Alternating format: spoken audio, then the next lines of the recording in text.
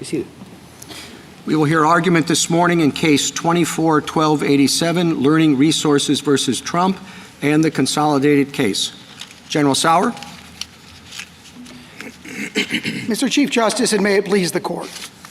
On April 2nd, President Trump determined that our exploding trade deficits had brought us to the brink of an economic and national security catastrophe. He further pronounced that the traffic of fentanyl and other opioids into our country has created a public health crisis, taking hundreds of thousands of American lives. President Trump has declared that these emergencies are country-killing and not sustainable, that they threaten the bedrock of our national and economic security, and that fixing them will make America a strong, financially viable, and respected country again. Due to IEEPA tariffs, President Trump has negotiated agreements worth trillions of dollars with major trading partners, including most recently China.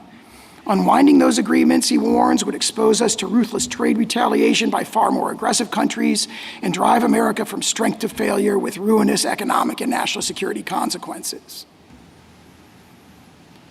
In Dames and Moore against Regan, this court held that IEEPA's sweeping and unqualified language grants the president's actions the strongest presumption of validity and the widest latitude of judicial interpretation. Yet plaintiffs argue that tariffs, IEEPA's least blunt and most nimble tool, are virtually the only tool that Congress did not grant the president to deal with foreign emergencies. That is wrong. The phrase regulated importation plainly embraces tariffs, which are among the most traditional and direct methods of regulating importation. And plaintiffs concede that IEEPA authorizes quotas and other tariff equivalents. The major questions doctrine does not apply here.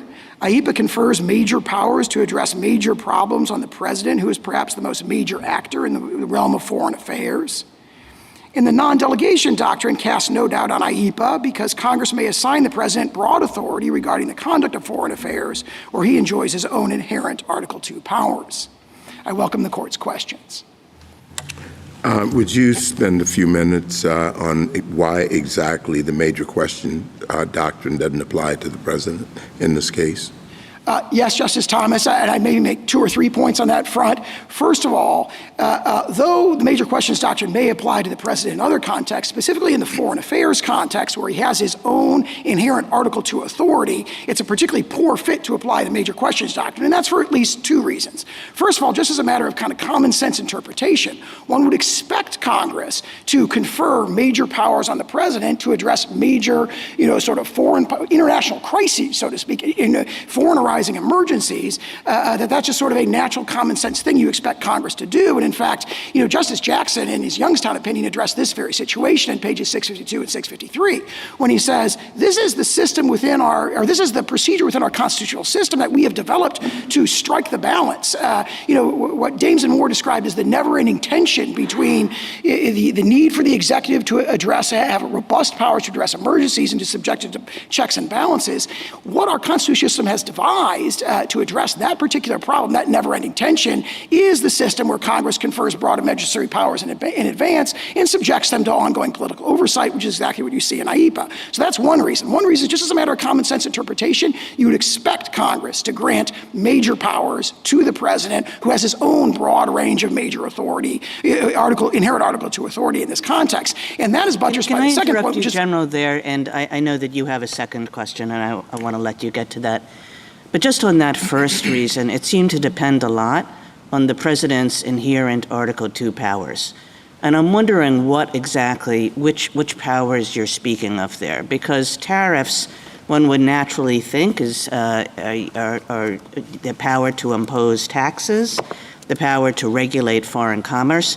These are not things that are thought of as Article II powers. They are quintessential Article I powers.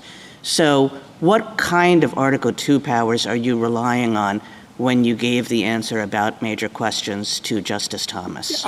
I would refer to what the court said, for example, on Egan, Department of Navy against Egan. That's a generally accepted view that the president has broad authority in the foreign affairs realm. Now, there's been debates about exactly how far it goes and how to draw the boundary between the president and Congress, but Egan, Garamendi, other cases, Curtis Wright, the court has recognized the president has broad inherent authority to address foreign situations, foreign affairs, foreign policy, including foreign arising emergencies. Now, we don't contend that he says he has, at least in peacetime, inherent tariffing authority. What we have here is two layers. There's the layer, the bedrock of the president's, inherent Article II powers, and layered on top of that is a sweeping delegation of authority from Congress. When you put those two things together, Congress is saying you have inherent powers to address international emergencies, and we're conferring on you the tools, including Article I tools, like, for example, the power to regulate foreign commerce. And I want to make a very important distinction here. We don't contend that what's being exercised here is the power to tax. It's the power to regulate foreign commerce. These are regulatory tariffs. They are not revenue-raising tariffs. The fact that they raise revenue is only incidental. The tariffs would be most effective, so to speak, if no person ever paid them, if they achieve their goals. Counsel, so you've already mentioned Dames and Moore three times, which surprises me a little because the court in Dames and Moore went out of its way to say that it was issuing a very narrow decision that it pretty much expected to apply only in this case. Just a few quotes. It said, decisions in this area have been rare, episodic, and afford little precedential value for subsequent cases. Again, we lay down no general guidelines covering other situations not involved here and confine the opinion only to the very questions necessary to decision of this case. And it ended the opinion. It said, finally, we re-emphasize the narrowness of our decision. Now, this at issue in Dames and Moore was a different provision of IEPA, not at issue here, and certainly did not concern tariffs. So I don't quite understand how you can get as much out of Dames and Moore as you're trying to get. Maybe I could put it this way. You don't dispute that Dames and Moore is, as you state, a narrow opinion. However, it addressed certain principles that we think are equally applicable here. For example, the interpretive principle. Dames and Moore held, and again, it was the power to nullify and void, not the power to regulate, but it's in the very same sentence, in the very same statute, and the court quoted the First Circuit opinion and said, look, this is sweeping and unqualified language, which it didn't disagree with. And then it said, this particular provision where Congress has given these broad verbs, regulate is a capacious verb, admittedly, so are nullify, so are void, so are frankly all the other verbs there in the language in IEPA. The way the court thought about it is we are looking at this through the lens of Justice Jackson's opinion in Youngstown, and the court held specifically that these verbs place the president in Youngstown Zone 1. The court held that he is subject to the widest latitude of judicial interpretation, that he receives the strongest presumption of validity. I just don't understand this argument. It's not an article. It's a congressional power, not a presidential power to tax. And you want to say tariffs are not taxes, but that's exactly what they are. They're generating money from American citizens, revenue. And you say it's incidental to the regulatory purpose. But I don't see how a quota is equivalent to revenue raising. A quota sets a limit to what you can import in, but it doesn't generate revenue. I don't understand this argument, that it's equivalent, or that foreign powers or even an emergency can do away with the major questions doctrine. Didn't we in the Biden case recently say an emergency can't make clear what's ambiguous? As to that point, I believe the court has never applied the major questions doctrine in the foreign policy context. But we That's have. The emergency context, not the foreign policy Counsel, context. we have never applied it to foreign affairs, but this is a tariff. This is a tax. It is a, if I may, it's a foreign-facing regulation of foreign commerce. That's a regulatory tariff distinct from a tax. So Biden could have declared a national emergency and global warming and then gotten his student forgiveness to not be a major questions doctrine? I don't think he could have gotten student loan forgiveness. Why? But It's perhaps global. he could have. It's foreign-facing. We need all of these things to face to tax fossil fuel or to do something else. That's all Biden would have had to do with any of his programs. Let me put it this way, if I may. Is just declare some foreign-facing purpose. If I may, maybe I can articulate it this way. The power to impose tariffs is a core application of the power to regulate foreign commerce, which is what the phrase regulate importation in IEPA naturally evokes. Why not the power to tax. Could you tell me why it is that when Congress intended to permit a president to regulate by imposing tariffs. It's always used tariff and regulate. I have about 16 laws in the past that when Congress intended regulate to mean taxing, that it used taxes simultaneously.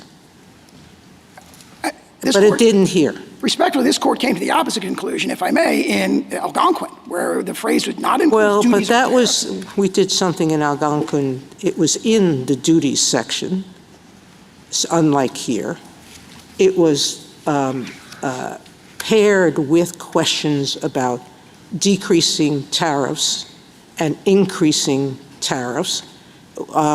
So it's a very different statute than the one at issue here. But the governing language, admittedly, the references to duties in Section 232A, 232C does not refer to them, and the court didn't refer to 232A at all, or the phrases duties or tariffs as analysis. What it held was the phrase adjust imports, which includes a verb that's narrower. But it was in the context, it was in context of activities that had to do with raising and lowering duties. Here, the verbs that accompany regulate have nothing to do with raising revenues in the form of taxes. And counsel, Algonquin wasn't a textualist opinion. Do you agree with that? In other words, the analysis that the court was using there was really keyed to the legislative history of that statute, and it wasn't as though we were doing an interpretation of the word adjust. I disagree with that. I think you read the opinion, first it talks about plain meaning, then it talks about statutory context, and then it goes on to legislative history, so it was all three of those. And the conclusion it came to, it directly addressed and rejected the argument that the D.C. Circuit had accepted in that case, which is that when Congress wants to delegate the authority to tariff, it uses a consistently explicit and well-defined approach, which is to use these magic words, tariff, tax, impost, and so forth. All right, the court said, no, Congress is not bound to use that particular formulation when it wants to confer this power. Let me ask you about the premise of your argument, which you sort of started at the beginning saying that one would expect for Congress to give the president a broad leeway in this kind of foreign affairs context.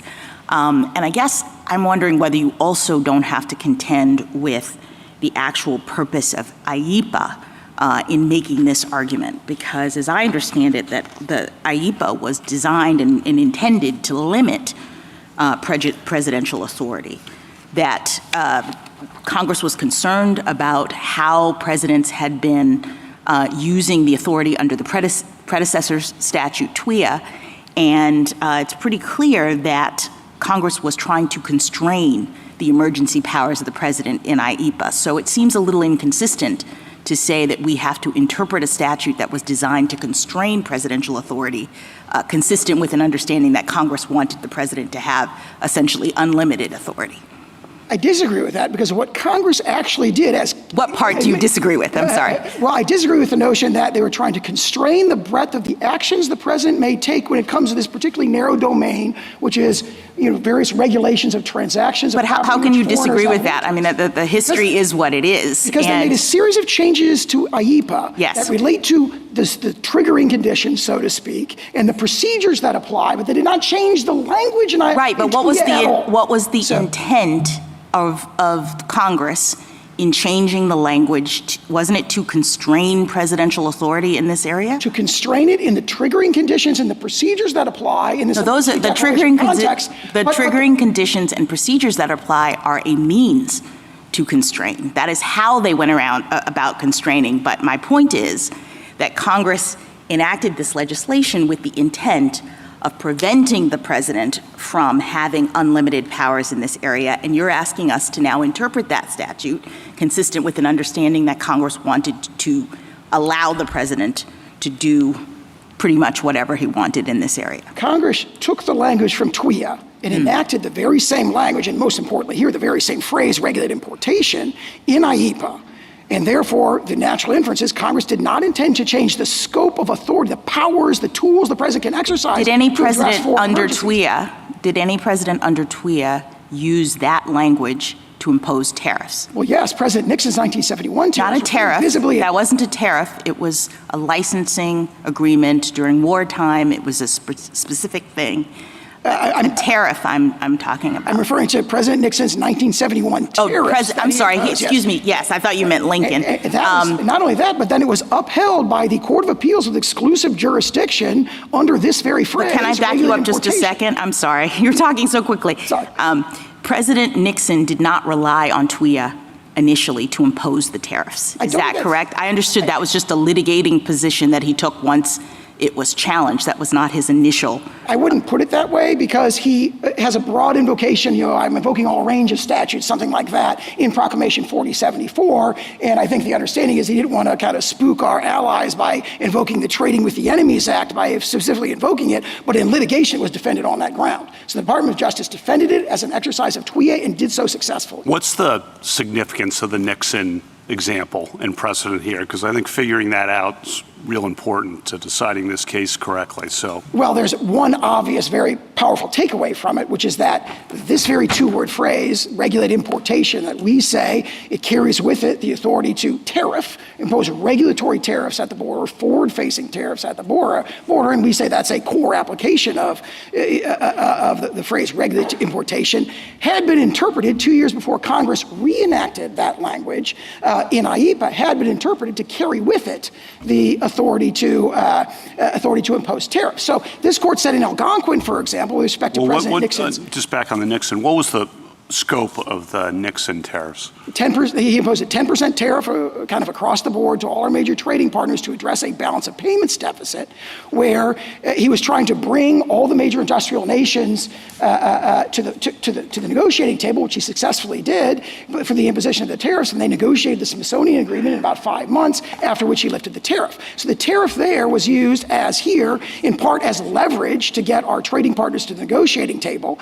and it was subsequently upheld by the Federal Circuit, the CCPA, its Federal Circuit's predecessor that had exclusive jurisdiction over that question, to include the power to tariff. And then 2 years later, Congress took that same phrase and reenacted it in IEPA after carefully studying the problem of presidential emergency powers and being deeply concerned about, excessive or abusive exercise of that power. So that whole sort of process gives sort of strong sort of confirmation that this phrase, regulate importation, carries with it the power to tariff. Now, of course, that's not our leading argument. Our lead argument on interpretation is there's a pedigree, historical pedigree of regulating imports specifically, where the power to tariff is just the sort of a core application of that, a quintessential exercise of that power. That goes back to Gibbons against Ogden and Justice Story's treatise and runs all the way through cases like McGoldrick and Board of Trustees of General Illinois. Sauer, can I just ask you a question? Can you point to any other place in the code or any other time in history where that phrase together, regulate importation, has been used to confer tariff imposing authority? Well, as to regulate importation, that was held in TWIA. So obviously, and that's... Okay, so an intermediate appellate court held it in TWIA, but you just told Justice Kavanaugh that wasn't your lead argument, that your lead argument was this long history of the phrase regulate importation being understood to include tariff authority. So my question is, has there ever been another instance in which a statute has used that language to confer the power? Well, putting aside Yoshida. I mean, obviously, the other statutory example is just imports. The cases we rely on are cases where, for example, in Gibbons, it's Ogden and Justice Story's treatise. But that just shows the word can be used that way. None of those cases talked about it as conferring tariff authority. I understood you to be citing McGoldrick and Gibbons in those cases just to show that it's possible to say that regulating commerce includes the power to tariff. I think our argument goes a bit further than that as an interpretive matter, because if you look at that history, the history of delegation... Could you just answer the Justice's question? Can you identify any statute that used that phrase to confer tariff? Yeah, the only two statutes I can identify now are TWIA, as interpreted in Yoshida, and then closely related, not regulate importation, but adjust imports in Section 232. Well, I think adjust imports is differently. So the answer is the contested application in TWIA, and then now in IEPA. And then, of course, I mean, there's a sort of direct line there. Yeah, I understand that, but yes. okay. But then more fundamentally, we rely on the historical sources to show there's this long historical pedigree of broad delegations of the foreign commerce power, not the power to tax that we're not asserting here, delegations of the foreign commerce power to the president, going back to Gibbons against Ogden, all the way through McGoldrick and Board of Trustees, where this court and founding era sources say the power to, in other words, the power to tariff is kind of this natural, as everyone knows, that includes... Just ask you one other question about the plain text, General Sauer. So you've referred to the other verbs in IEPA as capacious. Would you really describe them as capacious? Because to me, things like nullify and void have definite meanings. I agree with you that regulate is a broader term, but those words I think are powerful. They pack a punch, but I wouldn't describe them as capacious in the sense that they have a wide range of meaning. So can you describe what you mean by capacious? Let me put it this way. You look at all 9 verbs together, and you're looking at a spectrum of powers from the most sort of negative, nullify, block, prohibit, void, to the most affirmative, direct, compel, and then also powers in between that are more intermediate, regulate, investigate, and so forth. So the natural common sense inference from that grammatical structure is the intention of Congress to sort of cover the waterfront. Well, to grant the possible, power General, possible, except Congress did take out a whole bunch of verbs. It took out confiscate, vest, hold, use, administer, liquidate, sell, which were in the prior statute. And crucially, what it doesn't have here is anything that refers to raising revenue. So it has a lot of verbs, it has a lot of actions that can be taken under this statute. It just doesn't have the one you want.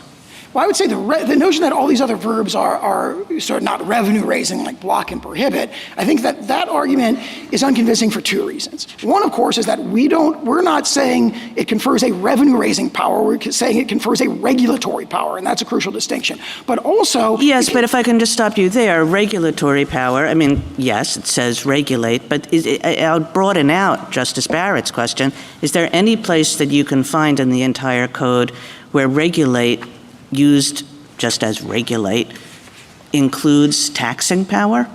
We don't assert that. We say it includes tariffing power when it's combined with importation, and that's just the most natural— Right, because the natural understanding of regulate, even though in fact we can regulate through taxes, but when the code uses regulate, we don't typically understand it to refer to duties or taxes or tariffs or anything of the kind. And then if you look at the flip side of this, and you look at all the tariff statutes that Congress has passed, I mean, they use language about revenue raising, tariffs and duties and taxes. All the language that does not appear in the statute you rely on. Start with the sort of grammatical structure of the statute, then refer to the other statutes. Regulate importation. You put those 2 words in combination. That's the inference from that is, the founders discussed with this sort of like, as everyone knows attitude. Regulate importation, one of the most natural applications of that is the power to tariff. So when Congress confers the power to regulate imports, it is naturally conferring the power to tariff, which it has delegated to the executive branch, again and again and again going I'm back sorry, to the counsel. It doesn't say regulate tariffs. It says regulate importations and exportations. You agree that they can't put taxes on exportations from the states. Yeah, we agree with that, yes. All right. So why should we think that it's natural then to think that regulate importation includes taxing importations? Because that is it's how— in the conjunctive, importations and exportations. If they can't do it with respect to exportations, why are we permitting them to do it with respect to importations? Because as this court has recognized, going back to Gibbons against Ogden and going through McGoldrick and Board of Trustees, the phrase, when you're regulating imports, tariffing is a core application of that. So in other words, if you're saying go regulate trading in securities, that doesn't come with a tariffing connotation. Why is it that Congress has always used regulate and tax together in the code? Are you telling us that with respect to its use of regulate in other statutes, the taxing reference is superfluous? They didn't need to do that? I'm not sure what other statutes use regulate and tax together, but this statute has a specific historical pedigree going back to its enactment during World War I in 1917, where the phrase regulate importation is evoking an inherent power to tariff that became established in the 19th century in cases like Hamilton against Dillon and so forth, and that history is, I think, set forth in Professor Baumsei's amicus brief. Counsel, some time ago you dismissed the applicability of the major questions doctrine, and I want you to explain that a little bit more. I mean, it seems that it might be directly applicable. You have a claim source, an IEPA, that had never before been used to justify tariffs. No one has argued that it does until this particular case. Congress uses tariffs in other provisions, but not here, and yet and correct me on this if I'm not right about it, the justification is being used for a power to impose tariffs on any product from any country in any amount for any length of time. That seems like, I'm not suggesting it's not there, but it does seem like that's major authority, and the basis for the claim seems to be a misfit. So why doesn't it apply again? Well, we agree that it's a major power, but it's in the context of a statute that is explicitly conferring major powers, that the point of the statute is to confer major powers to address major questions, which are emergencies. So it'd be unusual to say, look at the statute and say, we're not going to find a major power here. Well, but the exercise of the power is to impose tariffs, right? And the statute doesn't use the word tariffs. But it uses the word regulate importation. And historically, a core central application of that, a big piece of that, has always been to tariff. If you had asked the founders, how do you regulate imports? They would say, of course, we tariff. That's what we do. So it'd be very unusual to say, we're giving you power to regulate importation, and say, but you cannot impose regulatory tariffs. That'd be almost a contradiction. And all the historical sources we cite in our brief, relate to that particular historical pedigree. And as I was referring to earlier, there's a specific pedigree of regulated importation here in the specific context of the presidents Polk and Lincoln and President McKinley asserting the authority to impose tariffs in wartime. That was then codified in TWIA and then recodified for peacetime in TWIA in 1933 and then carried over into IEPA. So there's that as well. But more importantly, if you look at the sort of triggering conditions that members of this court have identified for the major questions doctrine, there's a series of them, and we think they really do, all of them don't apply here. For example, the notion that the power is unheralded. You referred to the fact that IEPA has never been asserted to invoke tariffs, but of course, the immediately predecessor statute, the tariffs that President Nixon imposed on that were upheld under this very language. So this, I would say this is, and it was recodified in IEPA 2 years later. So this is kind of the opposite of unheralded power. It's also heralded because there's this long-standing delegation, a tradition of very broad delegations of the foreign commerce power going back to the founding, going back to foreign commerce part, but I mean, and I think this is a question for the other side as well. It's two-facing. Yes, of course, tariffs and dealings with foreign powers, but the vehicle is imposition of taxes on Americans, and that has always been the core power of Congress. So to have the president's foreign affairs power trump that basic power for Congress seems to me to kind of at least neutralize between the two powers, the executive power and the legislative power. Let me say two things in response to that. First, the notion that the taxes are all borne by Americans and are not borne by foreign producers whose goods are imported is empirically, there's no basis for that in the record. It's actually a mixed. Well, who pays the tariffs? If a tariff is imposed on automobiles, who pays them? Typically there'd be regardless of who the importer of record is, there'd be a contract that would go along the sort of line of transfer that would allocate the tariff, and there'd be different. Sometimes the foreign producer would pay them. Sometimes the importer would bear the cost. The importer could be an American, could be a foreign company. A lot of times it's a wholly owned American subsidiary of a foreign corporation. So it gets allocated. The empirical estimates range from like 30% to 80% of like how much is borne by American it's citizens. been suggested that the tariffs are responsible for significant reduction in our deficit. I would say that's raising revenue domestically. There certainly is an incidental and collateral effect of the tariffs that they do raise revenue, but it's very important that they are regulatory tariffs, not revenue-raising tariffs. And the way you can see this, I think, if you look at this policy is by far the most effective if nobody ever pays the tariffs. And I say two policies, right? So if you look at the trade deficit emergency, if nobody ever pays the tariffs and instead Americans direct their consumption towards American producers and stimulate the rebuilding of our hollowed out manufacturing base, then the policy is by far the most effective. So a tariff, a regulatory tariff why not do what the statute permits? Bar importation of products altogether. That would be the most effective way to do it. The question you follow the statute. The statute says the president can do that. What it doesn't say is the president can raise revenue. What it says is he can regulate importation and going back for hundreds of years, the way you regulate imports is a tariff. Pausing it, subjecting some countries and not others to importation bans. There's a lot of verbs, but none of them include generating revenue as a side effect or directly. Let me address that verb point, if I may, because think about the canonical example, a statute that refers to a list of swords, knives, daggers, dirks, and pikes. There you look at that list of things and you say, aha, those are all weapons, therefore a pike is a spear, not a fish in that particular context.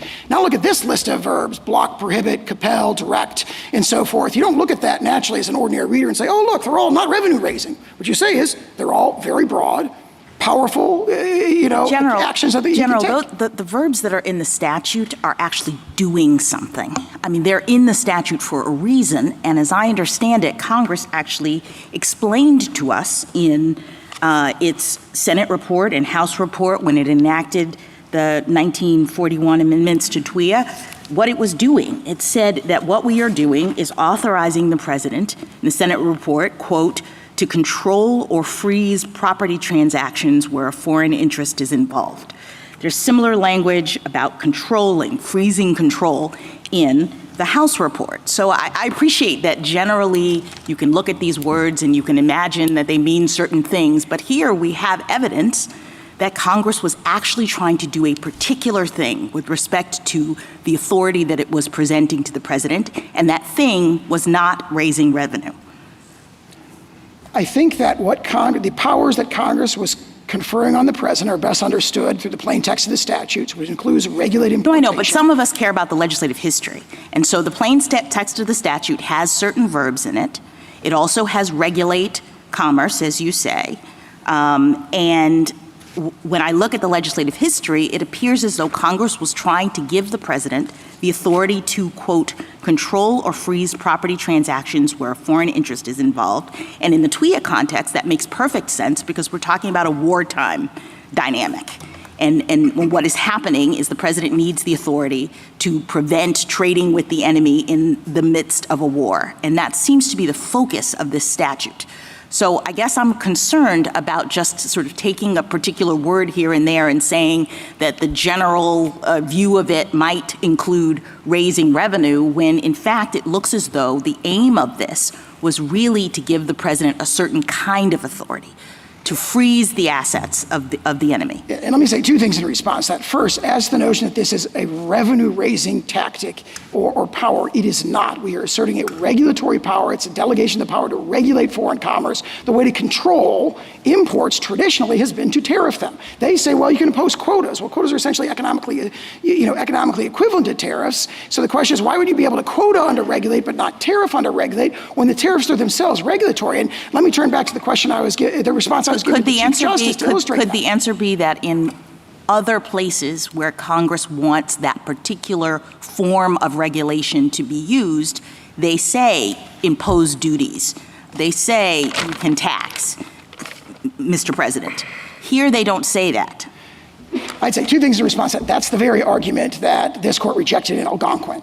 That the fact that these other specific statutes do you say a certain way, you have to do it this way. If we disagree with you that Algonquin is a similar context, do you have another statute or another circumstance? And again, not to cite Algonquin again, but obviously yes. we discussed the phrase adjust imports. And they said, no, the natural way to do that is to tariff them. And it specifically said it makes no sense at all to authorize quotas, which was conceded that statute did authorize, but not tariffs, because those are equivalent. But it said adjust by any means necessary, which kind of beefs up the adjust.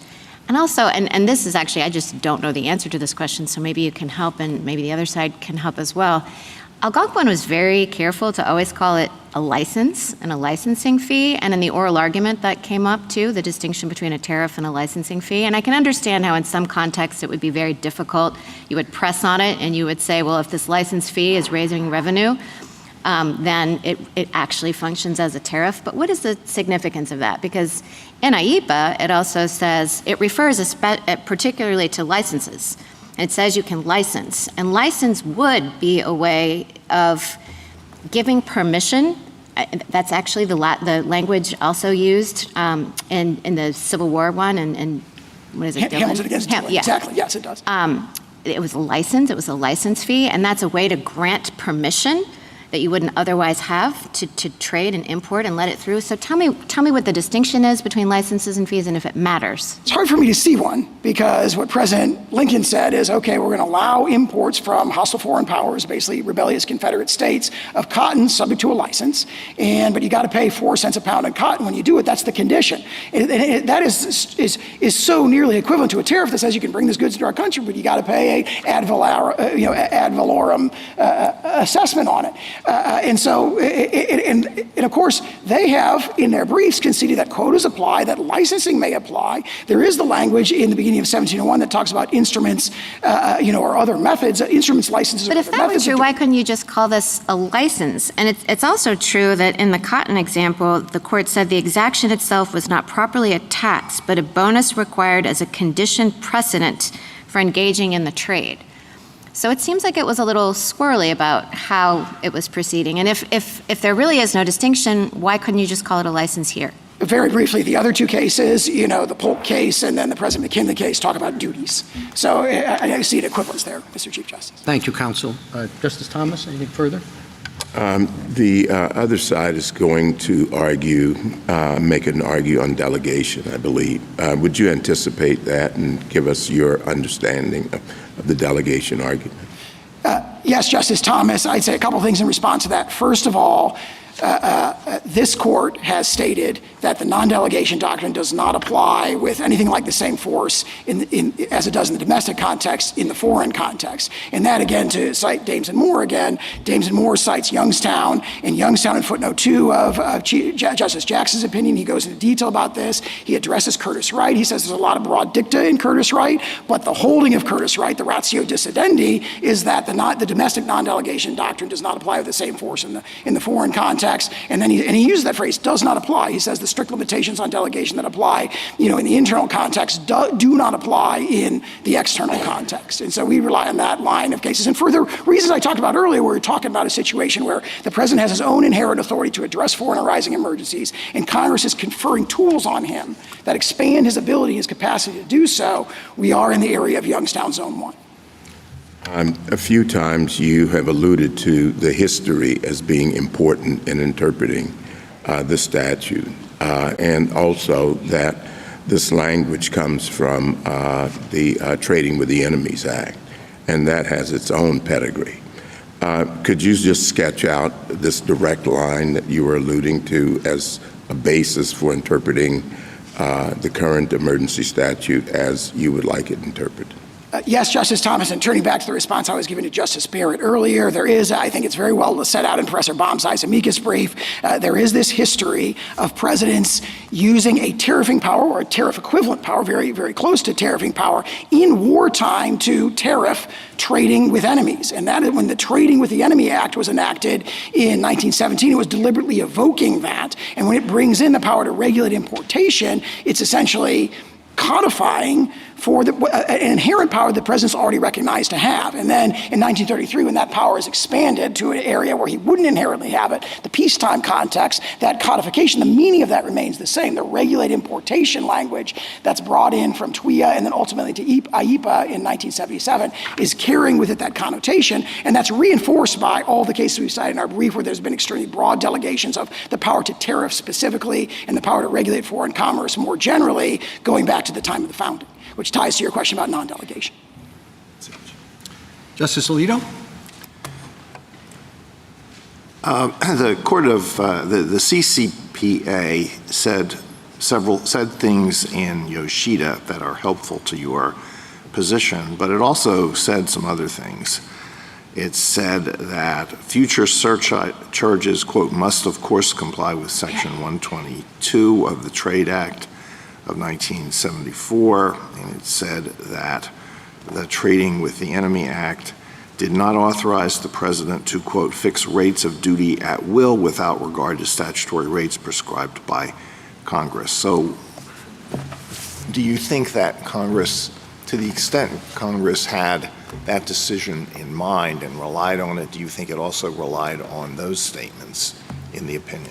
Not in the same way, because those statements are read into other provisions of TWIA that Congress did not enact in a NEPA. They may still be there in TWIA, but those are limitations that it wouldn't make sense to do. And I think the significance of Yoshida is at a higher level. Keep in mind that their principal position is no tariffs at all. Regulated importation just doesn't carry a connotation of the power to tariff. And we say we've got historical sources going back to Gibbons against Ogden that say the opposite.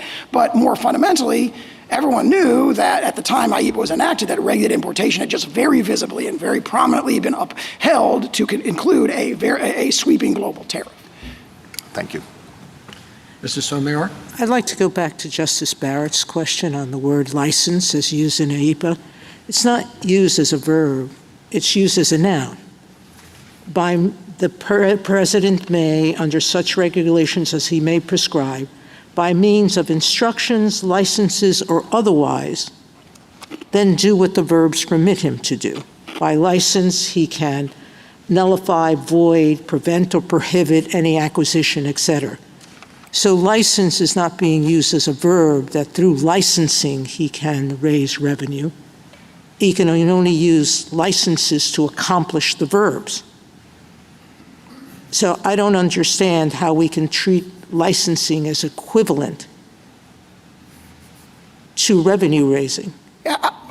As used in IEPA, the license is only to accomplish what B permits. In Hamilton against Dillon, licenses, once you had the license, then you had to pay the fees, But that's the point I'm making, which is that the only use of license here is a noun.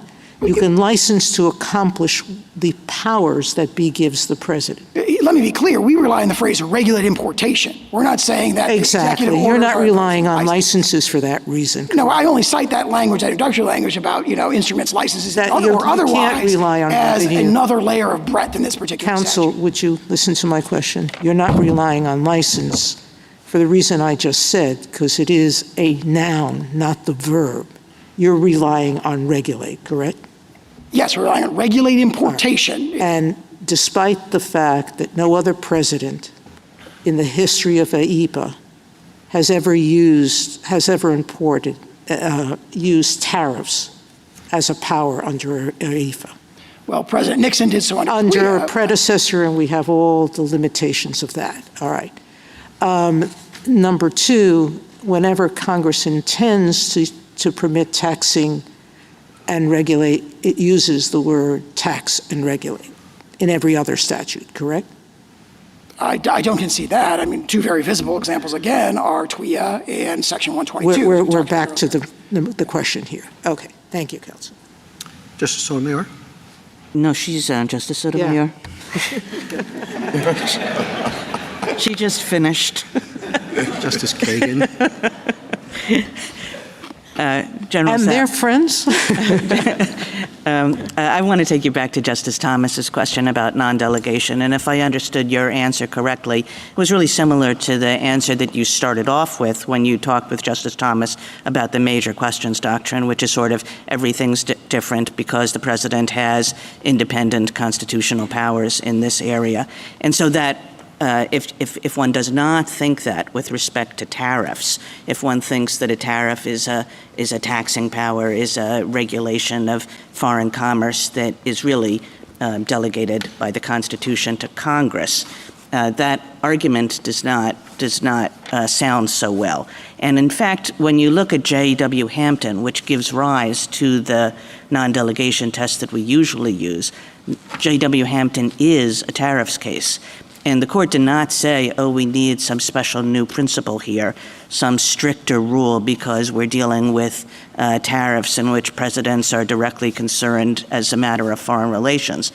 It enunciated the test we use for all non-delegations. So how does that fit with your theory? 8 years later, in Curtis Wright, the court held the non-delegation doctrine for domestic affairs does not apply with the same force as it does in foreign affairs. But not with respect to tariffs, not with respect to quintessential taxing powers, which are given by the Constitution to Congress. I think justices of this court have recognized in their opinions that one of the reasons that the non-delegation doctrine, that intelligible principle test hasn't packed as much punch as Justice Kavanaugh said in one of his opinions as it might otherwise have done is it did arise in the foreign affairs context because is there. The court has historically been very, very comfortable with very broad delegations. Chicago and Southern Airlines, another case from the 1930s, shortly after J.W. Hampton talked about being very large delegations of the foreign commerce power being very effective. And of course, this goes back to the very dawn of the Republic in 1790, for example. Congress conferred on President Washington basically the entire Indian commerce power. It said, go, get licenses, right, to do commerce with the Indians, and they'll be subject to whatever rules and regulations President Washington can make. So I do think there is a profound consistency between the announcement of the intelligible principle test in J.W. Hampton and then the subsequent recognition by this court in Curtis Wright that the non-delegation doctrine doesn't apply with the same force in this context. In Consumers Research just last year, we had a tax before us, and the question was this a delegation issue? It was, of course, a much smaller tax, which dealt with many fewer taxpayers. Notwithstanding that, we said if there's no ceiling on this tax, we sort of assumed that if there were no ceiling on this tax, it would raise a delegation problem. And most of the opinion was given over to showing that there in fact was a ceiling on the tax, not a quantitative one, but a qualitative one. But how does your argument fit with the idea that a tax with no ceiling, a tax that can be anything, that here the president wants, there an agency wants, would raise a pretty deep delegation problem? First of all, I can't say enough, it is a regulatory tariff, not a tax. And that, I think, ties to my response to that, which is that this is a totally different context. This is IEPA, a statute that Congress carefully crafted to grant the president admittedly broad powers to address foreign arising emergencies. It's outward facing to foreign affairs, where there's the broadest level of deference to the political branches, this court has recognized in many cases. And it imposed not a floor or limit on the amount of a tariff that could be imposed very naturally, because, for example, as this court said in Loving, quoting, Alexander Hamilton in the Federalist number 23, it's impossible to foresee either what exigencies may arise or what tools may be needed to address those exigencies, the means that may be required to address those exigencies. Instead, Congress grant very broad powers, but they're confined to a particular domain. This domain is any property in which any foreign government or any national thereof has any interest. So the sort of discipline, if one were to apply, we say you shouldn't, but if you were to apply the non-delegation doctrine, the domestic-facing non-delegation doctrine in this context, there's a significant limitation there. Yeah, so my last question really does have to do with that point, which is how or whether this is confined. Because if you look at Title 19, which is loaded with tariffs and duties of various kinds, all of them have real constraints on them. They are, you can't go over X percent, or it can't last more than 1 year. And of course, the way you interpret this statute, it has none of those constraints. And the question arises why it is that any president ever would look to the tariffs in Title 19 if sub silentio, if you will, this statute gives the president the opportunity to blow past those limits. This statute has its own constraints. They are constraints that are appropriate for the context, which is internationally arising emergencies. They are carefully crafted by Congress to address that, and they are admittedly different. They're in Section 1701. The president has to make a formal declaration of a national emergency, which subjects him to particularly intensive oversight by Congress, natural lapsing, repeated review, reports, and so forth. It says you have to consult with Congress to the maximum extent you possible. yourself think that the declaration of emergency is unreviewable. And even if it's not unreviewable, it's of course the kind of determination that this court would grant considerable deference to the president on. So that doesn't seem like much of a constraint. But it is. And in fact, we've had cases recently which deals with the president's emergency powers, and it turns out we're in emergencies everything all the time, about like half the world. Well, this particular emergency is particularly existential, as Executive Order 14257 says, and of course, no one disputes the existential nature of the fentanyl crisis, which, we had an agreement last week to create progress on, which illustrates the effectiveness of the tariffs tool here.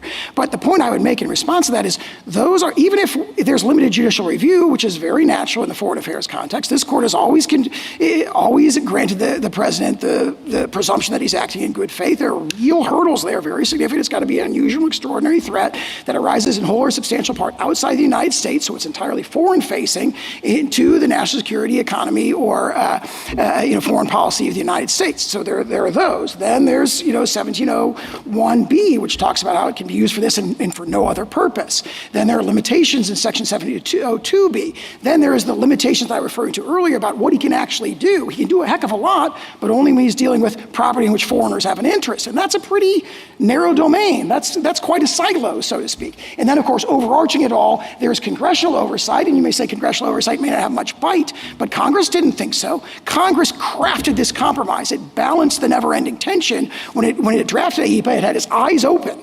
As the dissent below says, its eyes open looking at the problem of sweeping emergency powers for an executive who may use them in a way that's excessive versus the need to address unforeseeable Thank you, General. Justice Gorsuch. General, just a few questions following up on the major questions discussions you've had. You say that we shouldn't be so concerned in the area of foreign affairs because of the president's inherent powers. That's the gist of it, as I understand it, why we should disregard both major questions and non-delegation. So could Congress delegate to the president the power to regulate commerce with foreign nations as he sees fit? To lay and collect duties as he sees fit? We don't assert that here. That would be a much harder case now in 1790. Isn't that the logic of your view, though? I don't think so, because we're dealing with a statute that was a carefully crafted compromise. It does have all the limitations that I just talked about. You're saying we shouldn't be concerned with. Yeah, I want to explain to me how you draw the line, because you say we shouldn't be concerned because this is foreign affairs and the president has inherent authority, and so delegation off the books, more or less. And if that's true, what would prohibit Congress from just abdicating all responsibility to regulate foreign commerce, for that matter, declare war, to the president? We don't contend that he could do that. If it did, why not? Well, because we're dealing with a statute, again, that has a whole series I'm not of asking about the statute. General, I'm not asking about the statute. I'm asking for your theory of the Constitution and why the major questions of non-delegation, what bite it would have in that case. Yes, I would say by then you would move from the area where there's enormous deference to the president, actually both the political branches, where here there's inherent authority, and piled on top of that there's a broad delegation. You're saying there's inherent authority in foreign affairs, all foreign affairs. So regulate commerce, duties and tariffs and war. It's inherent authority all the way down, you say. Fine. Congress decides tomorrow, well, we're tired of this legislating business. We're just going to hand it all off to the president. What would stop Congress from doing that? That would be different than a situation where there are metes and bounds, so to speak. It would be a wholesale application. You say we are not here to judge metes and bounds when the foreign affairs. That's what I'm struggling with. You'd have to have some test. And if it isn't the intelligible principle test or something more with more bite than that, you're saying it's something less. Well, what is that less? I think what the court has said in its opinions is just that it applies with much less force, more limited application in this context. So perhaps the right to approach it is a very, very deferential application of the intelligible principle test, that sort of wholesale abdication of. All right, so now you're admitting that there is some non-delegation principle at play here, and therefore major questions as well. Is that right? Very limited, very, very deferential. Okay. Limited is what, and again, the phrase that Justice Jackson uses, it just does not apply, at least. I know, but that's where you started off, and now you've retreated from that, as I understand it. Well, I think we would, as our frontline position, assert the stronger position, but if the court doesn't accept it, then if there is a highly deferential. Can you give me a reason to accept it, though? That's what I'm struggling and waiting for. What's the reason to accept the notion that Congress can hand off the power to declare war to the president? Well, we don't contend that. Again, that would well, be... you do. You say it's unreviewable. There's no manageable standard, nothing to be done. And now you're, I think tell me if I'm wrong. You backed off that position. Maybe that's fair to say. Okay, all right. That would be, I think, an abdication. That would really be an abdication, not a delegation. I'm delighted to hear that, you know. Okay. All right, and then I wanted to return to something Justice Sotomayor asked under this statute, okay? So now we're in the statute. It's a major question, though. Could the president impose a 50% tariff on gas-powered cars and auto parts to deal with the unusual and extraordinary threat from abroad of climate change? It's very likely that could be done. Very likely. I think that has to be the logic of your view. Yeah, in other words, obviously this administration would say that's a hoax, it's not a real crisis, but... I'm sure you would. Yes, but that would be a question for Congress under our interpretation, not for the courts. All right. And then on this inherent authority idea, I understand the president's inherent authority in wartime, and a lot of your examples of regulating commerce, and maybe your best one, Hamilton, during the Civil War, they occurred during wartime when the president's commander-in-chief power is clearly in play. Does the president have inherent authority over tariffs in peacetime? No, we do not contend that. Okay. And in fact, I'd cite, if I may, I'd point the court to two cases. They're Loving against United States and then Masery that's cited in Loving. Those are situations, for example, Loving against United States, the president had broad Article II inherent authority. There it was the commander-in-chief power. But this court held he does not have inherent authority to do the power that was delegated to him, right, which is the power to, identify aggravators that make you eligible for the death penalty in court-martial trials.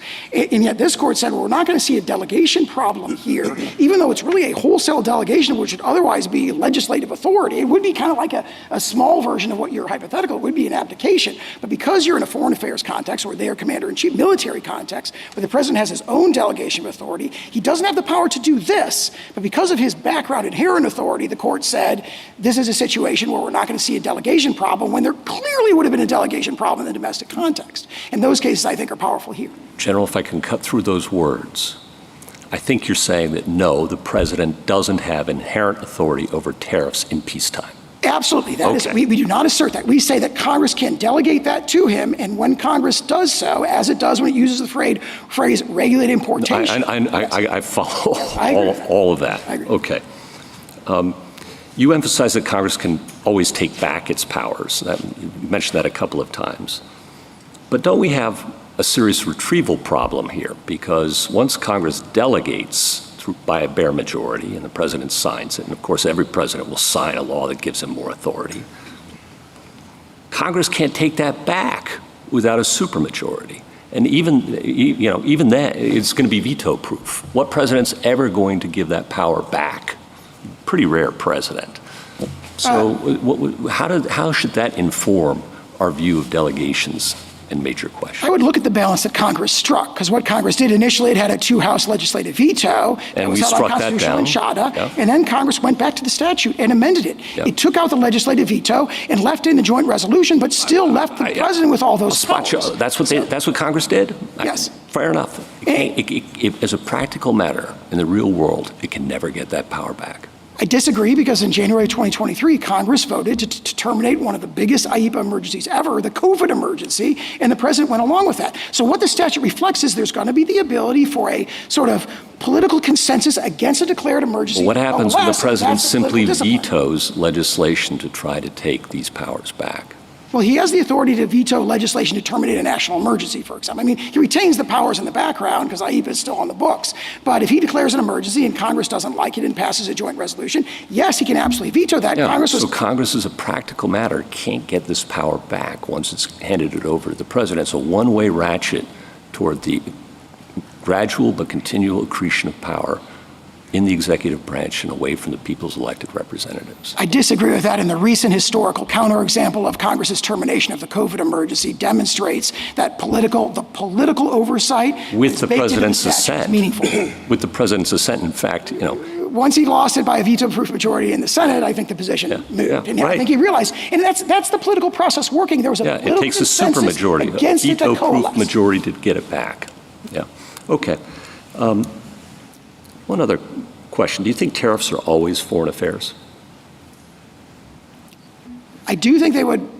I can't think of a situation where they're not foreign facing. If you're talking about tariffs on imports, I mean, maybe there are other tariff contexts that I'm not aware of, but yes, they typically would involve a foreign affairs thing. However, in Gibbons against Ogden, if they are revenue-raising tariffs, they would not raise the same sort of like foreign affairs issues as regulatory tariffs, which are imposed not for the purpose of raising revenue, but to induce foreign powers to change their behaviors. So revenue-raising tariffs are not foreign affairs, but regulatory tariffs are. I don't think a revenue-raising tariff would be foreign affairs to the same degree, at least. I think it has a foreign application, obviously, but I don't think it would raise the same issues. Okay. Thank you, General. Justice Kavanaugh?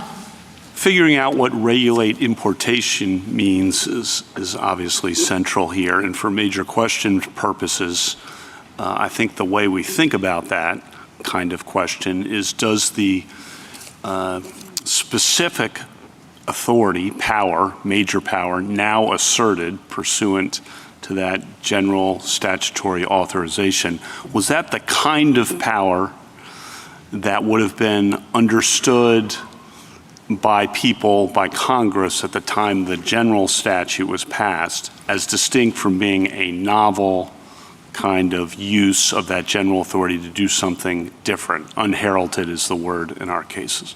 Okay. One problem you have is that presidents since IEPA have not done this. Your primary answer, or one of your many answers to that, is the Nixon example. And that's a good example for you because Nixon relied on regulate importation to impose a worldwide tariff. Good example. What is our understanding of Congress in 1977 vis-a-vis that Nixon example when Congress reenacts or enacts the regulate importation language into IEPA? Congress at that time was fully aware that a Court of Appeals with exclusive jurisdiction had interpreted that very phrase very visibly, very prominently to include the power to tariff, and then reenacted it without change. The court addressed a kind of lesser situation in Algonquin when it came to Section 122, and the court said President Nixon interpreted this to include a tariffing power, a tariffing-like power, and then Congress a few months later reenacted the language without change, and that's powerful evidence of congressional acquiescence. So that immediately historical background is very powerful, and it's buttressed, of course, by sources going back to the founding, where we say the phrase regulate importation, a quintessential application of that is the power to tariff. That's how you regulate. Why, this may require some speculation on your part, economic philosophy, et cetera, but I'll ask it. Why do you think Presidents Clinton, Bush, Obama have not used IEPA to impose tariffs on, because there have been trade disputes, and certainly, President Bush, steel imports and the like.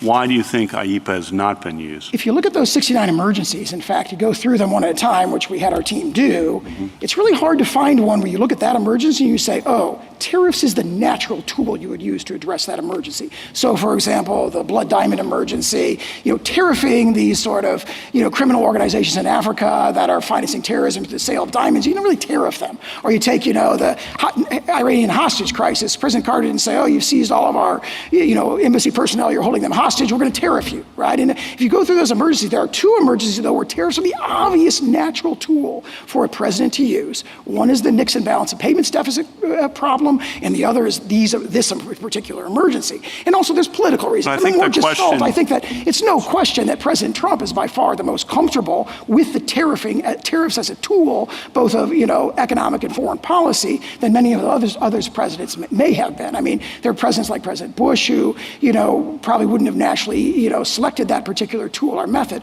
But if you go through all 69 of those intervening emergencies, what they have not done, at least, is they have not identified where they say, oh, here's one where tariffs would have been the obvious tool, but the president didn't use it. Algonquin, as you've mentioned many times, is obviously very important here for us to understand exactly what's going on in Algonquin. The phrase there is different, adjust imports, and they really, the other side, your friend on the other side, really relies on the difference in language. And I just want you to give your best answer to why regulate importation encompasses tariffs when adjust, we held that adjust imports would encompass monetary exactions. Three answers, if I may. Adjust is narrower than regulate. And so, therefore, the greater includes less. Follows. Second answer, adjust is the second Black's Law Dictionary definition of regulate. The Black's Law Dictionary, our original plain meaning dictionary definition, says adjust by rule, mode, or rule, method, or established mode. So there's just a plain meaning link there. Regulate, adjust is a kind of regulation. And then I think far more importantly, regulate importation. I can't emphasize enough. Going back to the time of the founding has been understood that the manner in which you regulate importation, the natural way to do that is to tariff. So it would be textually astonishing, given that historical pedigree, going back to Gibbons, going back to Madison's letter to Cabell, and all the historical sources cited in our briefs. It'd be kind of astonishing to say, hey, President, you can regulate imports, but we're not saying this explicitly, but you do not have the power to tariff, when the tariffing is in many ways, the quintessential way of regulating importation. So that historical pedigree sort of gives freighted meaning to that two-word phrase. And last, you had some discussion about license fee versus tariffs, if there's a distinction. I mean, the counsel in the oral argument in Algonquin said they're all monies exacted on imports, so in that sense, it certainly is a tariff, and hence all the incidents and the economic effect of a tariff. But we can't rely on what the counsel said in Algonquin. Isn't there a difference of sorts, at least, between a tariff and a license fee? You answered this, I think, briefly before, but I want to make sure, because I think this could be an important point, because I want to know Algonquin to decide this case. So give your best shot on that. I agree that there is maybe there's a formal distinction. But as a practical matter, I think what counsel was probably arguing there is that there really isn't much of an important distinction. And I would point to the passage in Algonquin where the court says, look, they've conceded that this includes the power to quota. And since quotas are a quantitative method, it would make no sense for Congress not to grant the qualitative method. And all the more so here, if there's a concession, as they do in some of the red briefs. One time the court said monetary methods, i.e. license fees, and the next page said monetary exactions, i.e. license fees and duties. I think the court bought the argument. It's important to be consistent. That there's really not a lot of daylight between those two. As a practical matter, certainly almost no daylight. And so then the question... When you say almost no daylight, just... I would say that they're economic equivalents. Legally, they're pretty much the same. So I really don't see a big distinction there. And of course, the logic of Algonquin was, quantitative methods quotas are allowed. Therefore, it would make no sense at all to interpret this not to include the qualitative or the monetary exaction methods. Well, if we're talking about a distinction between regulated importation, including licenses that could come with fees, but not tariffs, that logic applies all the more so. Thank you. It makes no sense. Justice Barrett? Well, I think in Algonquin, there was a formal distinction that mattered because at that oral argument, counsel pointed out that the uniformity clause would kick in and the constitutional uniformity requirement would apply to tariffs if it was that way, and speculated that the reason that the government may have set it up as a licensing scheme with licensing fees was to avoid that. So I do think there are some distinctions, but keeping that in mind, if you say that there really is, as a practical matter, no difference, this is kind of what I'm hung up on license that maybe you can help. So in IEPA, Justice Sotomayor is right, license is used as a noun, but it's one of the means necessary. So in Algonquin, it was by any means necessary adjust. Here the statute says the president may, under such regulations as he may prescribe, by means of instructions, licenses, or otherwise, regulate importation, which is the key part for our purposes. So the means it specifies are instructions, licenses, or otherwise. So I think it would, one argument might be that it would have been natural for Congress to put the president may, by means of instructions, licenses, tariffs, or otherwise. With an adjustum generis thing, I think you have to rely on the or otherwise, picking up more. Or if there really is no practical difference between licenses and tariffs, why aren't you making the argument, or why didn't the president structure this as a licensing fee scheme? How do I understand that language? Or am I just misunderstanding it and this language is totally irrelevant? I think that, here's the way I'd respond to that. I think that language powerfully reinforces our position as the way you've laid it out right there. Because, first of all, regulated importation, we say, and based on extensive historical pedigree, the core application of that is tariffing. To list tariffing again would have been essentially redundant and unnecessary, especially if you look at the specific historical background of TWIA, where TWIA was enacting a tariffing power or a licensing-like power, that was described as, again, duties and tariffs equivalently. Okay, but I don't understand, because I think you have to put together A1 and then B. So I think what you would be saying is, he may prescribe by means of tariffs.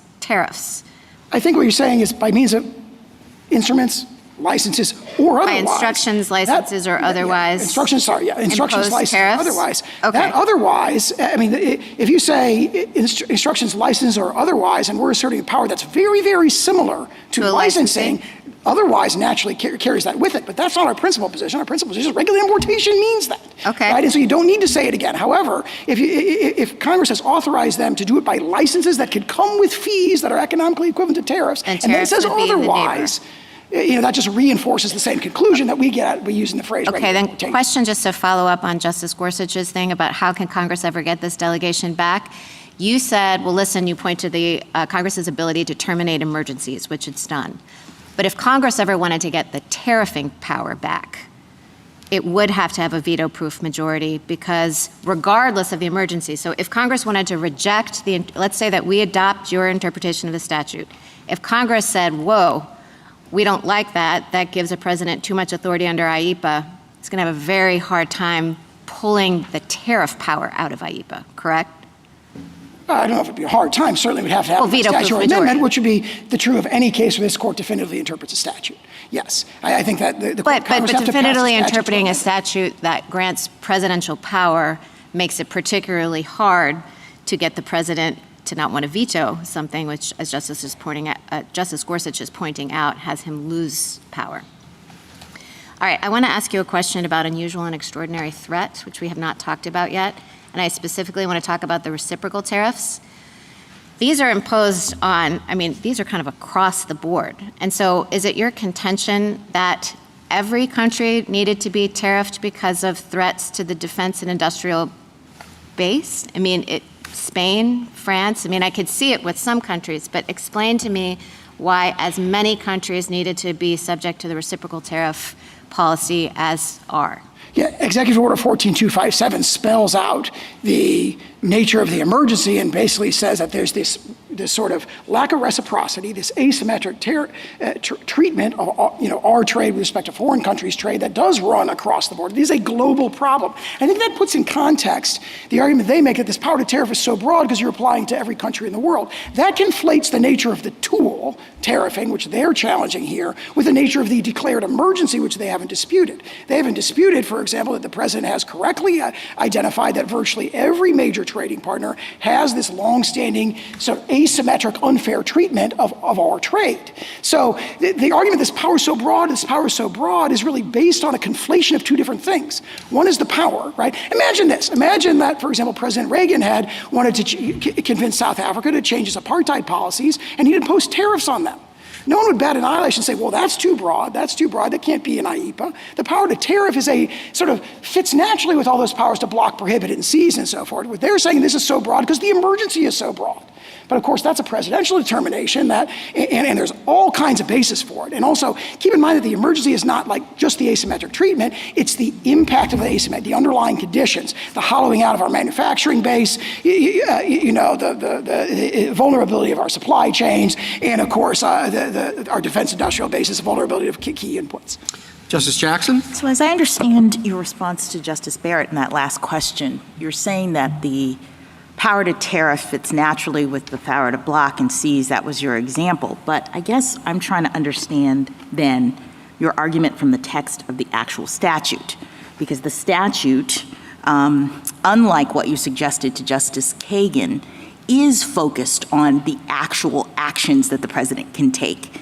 In response to Justice Kagan, I understood you to say that Congress was giving the president broad authority to act, and it was within a particular domain, which is the domain of emergencies with respect to foreign power, but the president could basically do a lot of things. But when I read the statute, it is telling the president exactly what he can do: investigate, block during the pendency of an investigation, regulate, direct and compel, nullify, void, prevent, or prohibit. And I guess what is a little concerning to me is that your argument suggests that we should see the phrase imposed tariffs in that same series of things that the president could do. We don't see that word, and instead you take regulate and say that must mean that. So I guess I'm getting back to Justice Barrett's maybe original question, which was, where else in the code has Congress used the word regulate to sub in for imposed tariffs?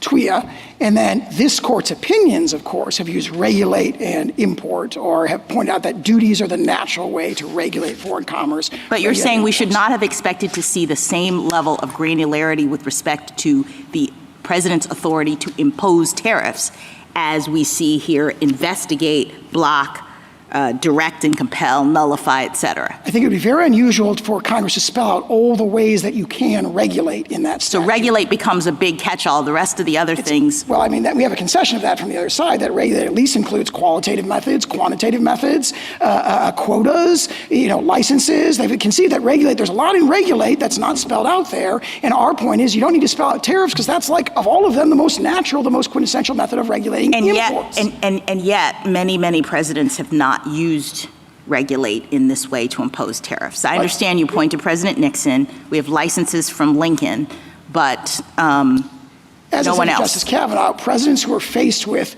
international crises to which tariffing is the natural response, that's President Nixon and President Trump, have invoked this authority. And also, frankly, President Trump invoked this authority in May of 2019 as well. Can I ask you one question? It's more historically attested than they can see. Let me just ask one more question about the unusual threat. So in your conversation with Justice Gorsuch, that we had the climate change tariff hypo, and you indicated that there would be challengers to the notion that was an unusual and extraordinary threat. And I'm just wondering, under your position, would they be able to make a legal challenge? Are you saying the court would not be able to review?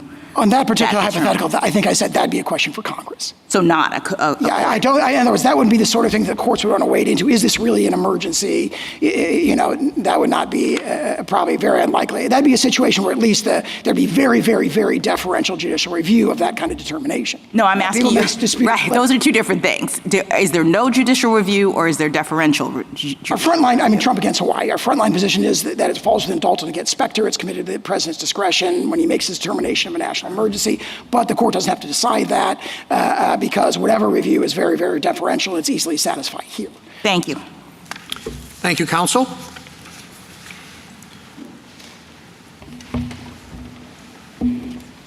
Mr. Katyal?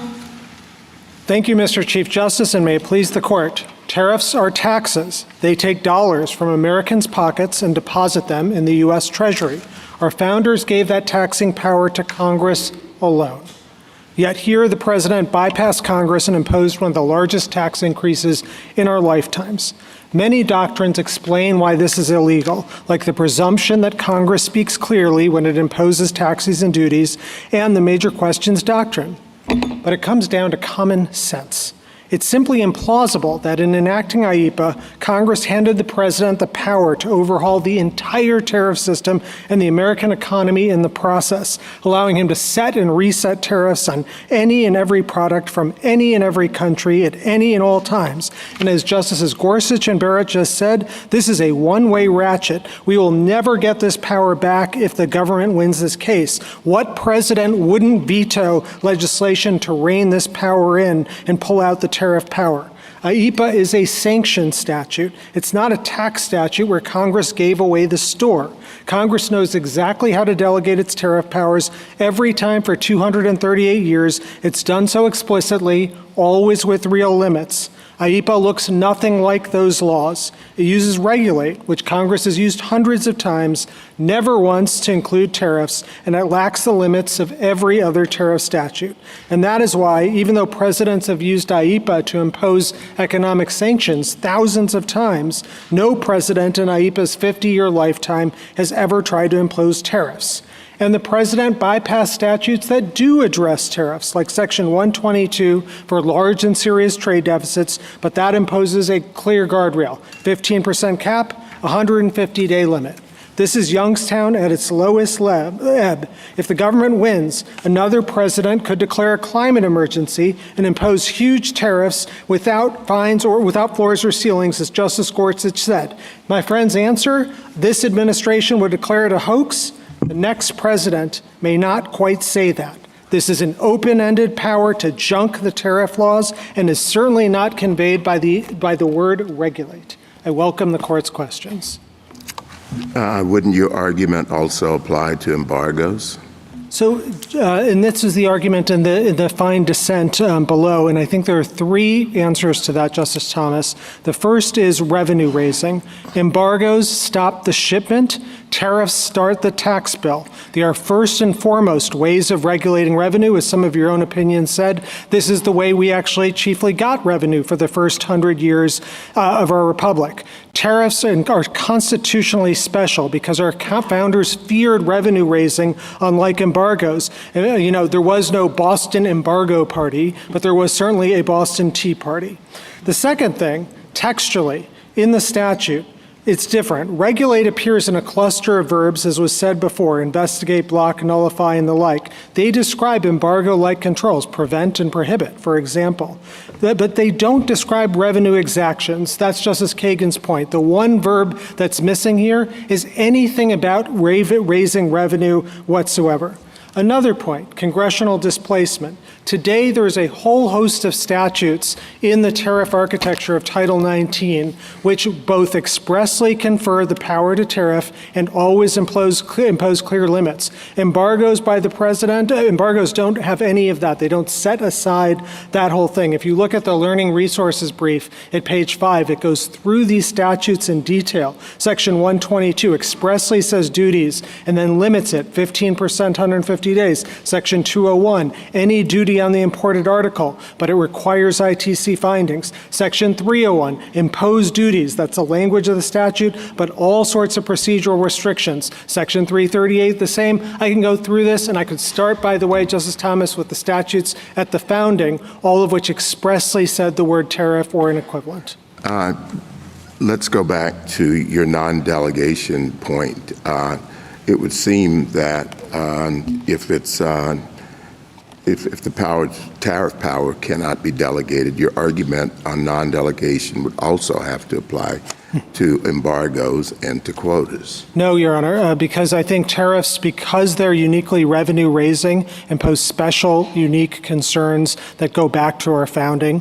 And so I don't think that they apply to embargoes. And indeed, the history of this is very, very clear. That, as you just heard my friend say, in 1790, George Washington was delegated massive embargo power from the Congress. But what did Congress not do? And this is why the example cuts the other way. They never gave the president any sort of delegation of tariff authority at the time. Our point is not you can't delegate tariff authority. It's simply that you've got to do so with intelligible principles. And what you just heard my friend say is every single limit in IEPA is one that is not judicially enforceable. There's no limit whatsoever. And indeed, the main limit that was in there, he calls this some compromise position. The only compromise in 1977 was the legislative veto. And as this case comes to the court, that's no longer in the statute at all. Counsel, yes, sure, the tariffs are a tax, and that's a core power of Congress.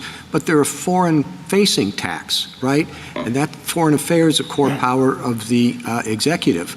And I don't think you can dismiss the consequences. I mean, we didn't stay this case, and one thing is quite clear is that the foreign-facing tariffs have in several situations. Right, and we are. I'm sorry. Oh, sorry. I'm sorry. Were quite effective in achieving a particular objective. So I don't think you can just separate it when you say, well, this is a tax, Congress's power.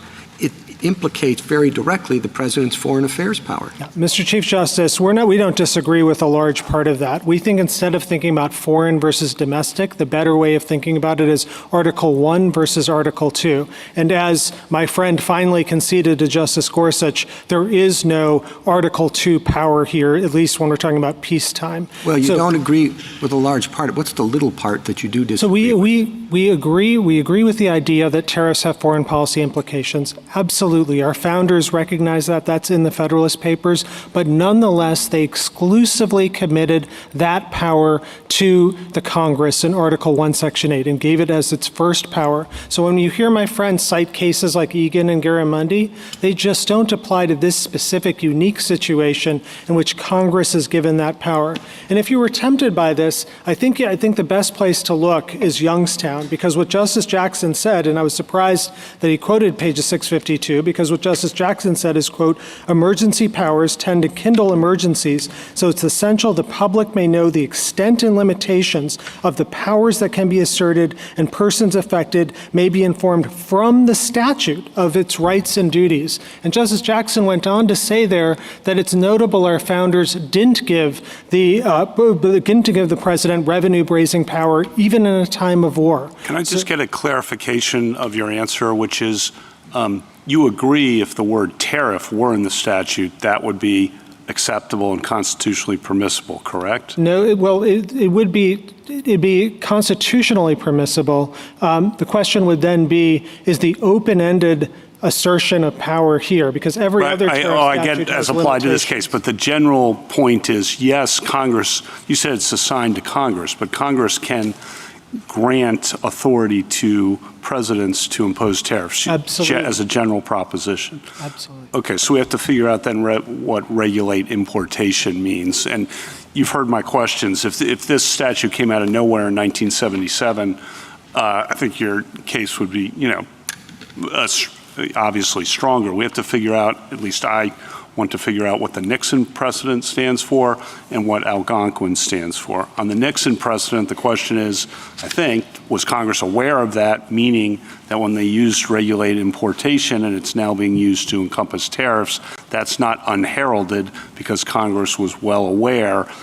President Nixon announced those tariffs in a nationwide primetime speech, 10% across the board in August 1971. It was not some kind of little piece of paper. So it was well known. The question then is, was Congress, why didn't they change the language? Why didn't they say regulate but not tariffs? That's kind of the difficult question from the Nixon precedent that I'll give you an opportunity to answer. Thank you, Justice Kavanaugh. So 5 answers on the Nixon precedent. First, there is no evidence that Congress thought it was ratifying Yoshida. It was a single court of appeals case. It's not somewhat my question. I never mentioned Yoshida. It's the use by the president of that power under regulated importation. If we're just talking about that, President Nixon did not rely on the statute whatsoever. I mean, that's very clear. In fact, we have a Marshall McLuhan moment here because you have before you Alan Wolf, the person who was there in the room with Nixon, saying Nixon totally disagreed that this statute applied. So if we're just talking about Nixon, I don't think it can get the government where it Go to your other four. Other four. So I think the only way it does any work is if the president is through the vehicle of Yoshida, and that's what I take it the government is arguing. And with respect to that, this cert-denied intermediate court of appeals decision, I don't think can come close to overcoming the clear, plain text. The word regulate words regulate importation. The word regulate has never been used. The Congress uses the term 1,499 times. We've got about that number of hits when we looked at it. And maybe there's some double counting, but it is never used even once to impose taxes or revenue raising. And that was the question that Justice Barrett was asking. And so I don't think that this intermediate court of appeals decision will get you there. And then even if you thought that Congress knew about Yoshida, and even if you thought they liked it, which there's absolutely zero evidence of, I don't think that helps the government for reasons that Justice Alito was pointing to, because Yoshida said 3 things. A, TWIA doesn't give the unlimited authority that the government is seeking here.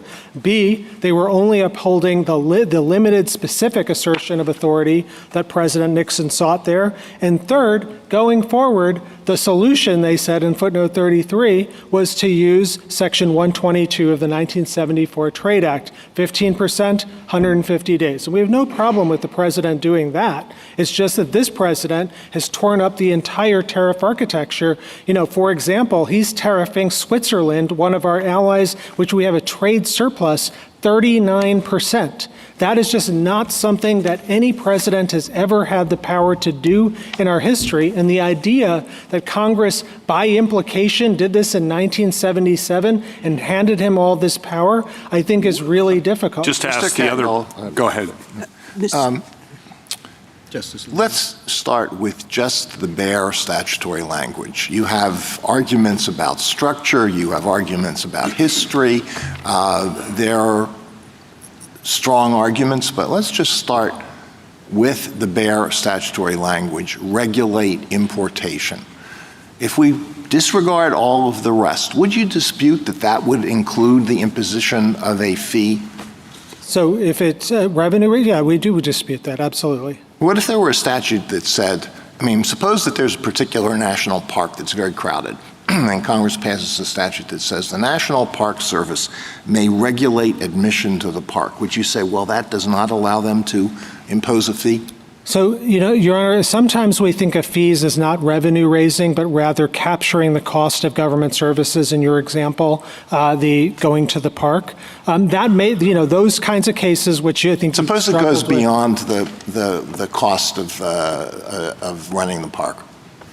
Congress just wants to control admission to the park, regulate admission. Wouldn't that include the imposition of a fee? So if it doesn't raise revenue, then, and it's not about that, then I think that's fine. If it does, it raises revenue. That's then I think it's a tougher the hypothetical. That wouldn't apply. So I think in that circumstance that it wouldn't be a regulation in context. It wouldn't be permitted. That is, at least in the context of tariffs and trade, we know, Justice Alito. Okay, well, that gets into your other arguments. We start out with the bare statutory language, and that was what my question was about. Do you think all tariffs are revenue raising?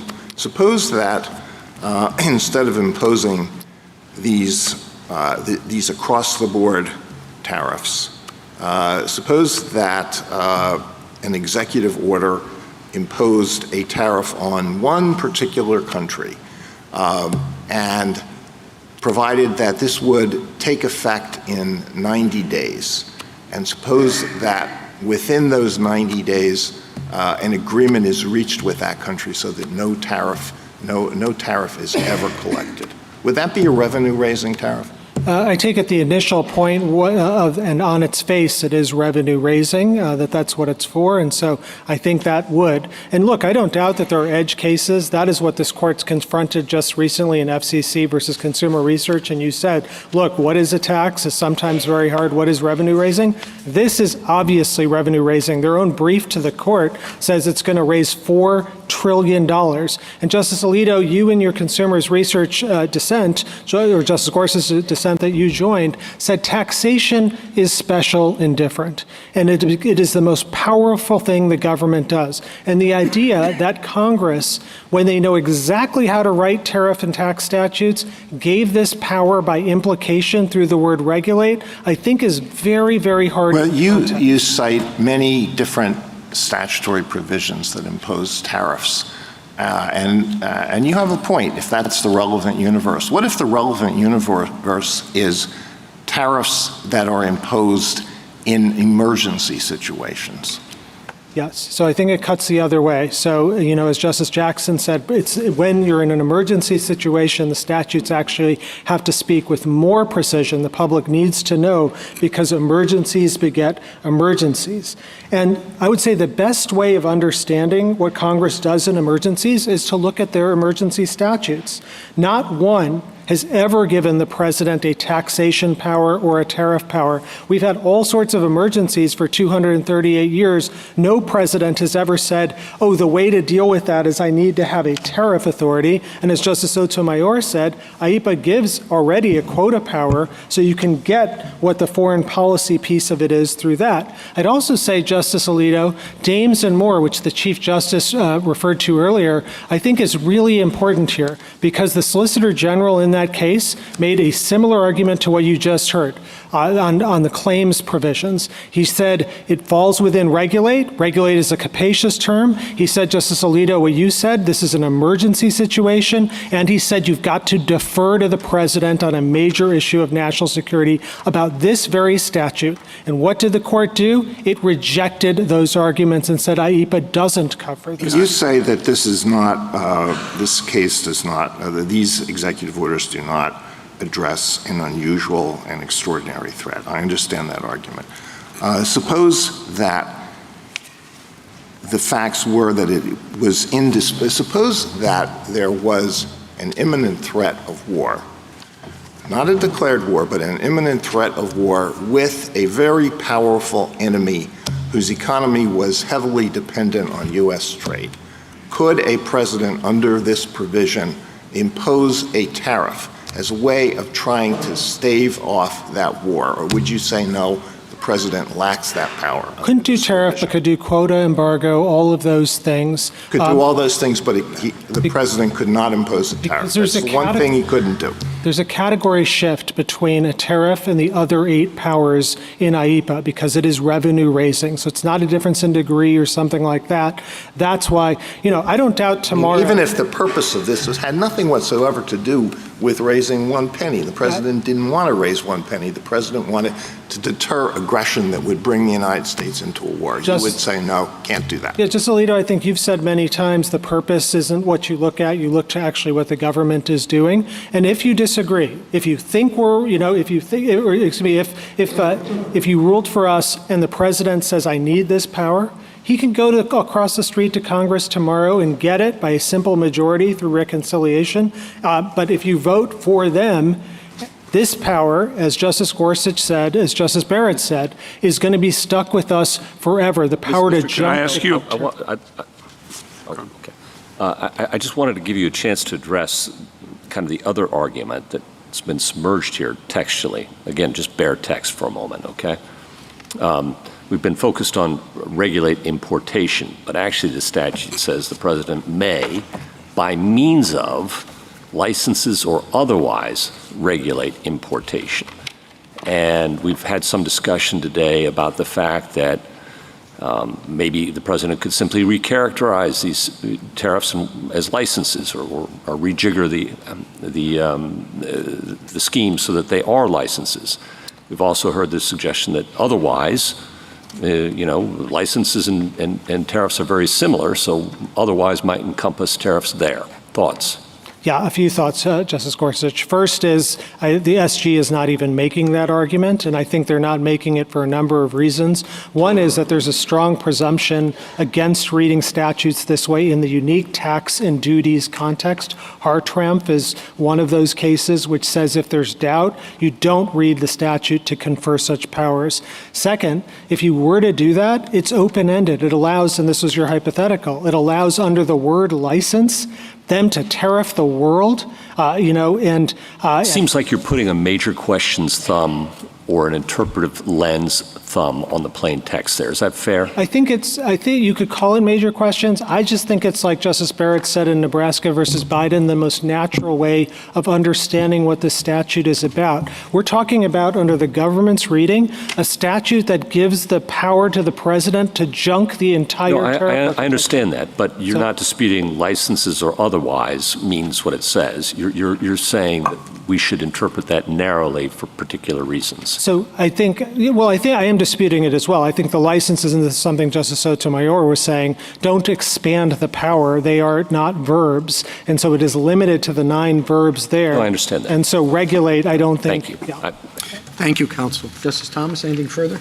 I'd like to just revisit the point that Justice Alito was making with a similar question. If one of our major trading partners, that's, for example, China, held a U.S. citizen hostage, could the president, short of embargoing or setting quotas, say the most effective way to gain leverage is to impose a tariff for the purpose of leveraging his position to recover our hostage?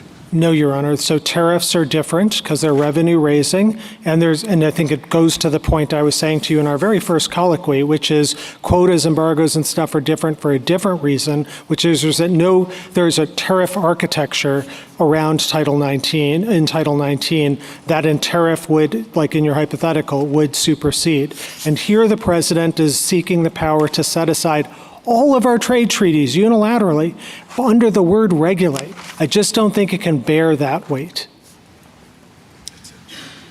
Justice Alito?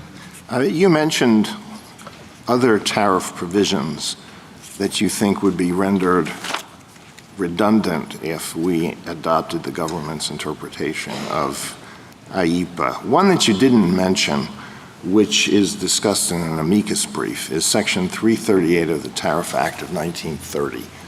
Why doesn't the plain language of that provision, which does speak specifically about duties provide a basis for all or virtually all of the tariffs that are at issue here? Yeah, the government's never made that argument, Justice Alito, and I think for very good reason, because it only applies to MFN violations, which are not at issue here. You can only tariff if the president, quote, finds as a fact that a country satisfies two conditions, including that it discriminates against the United States. There are also a host of other reasons why Section 338 may have lapsed, and that's why no president has ever used it.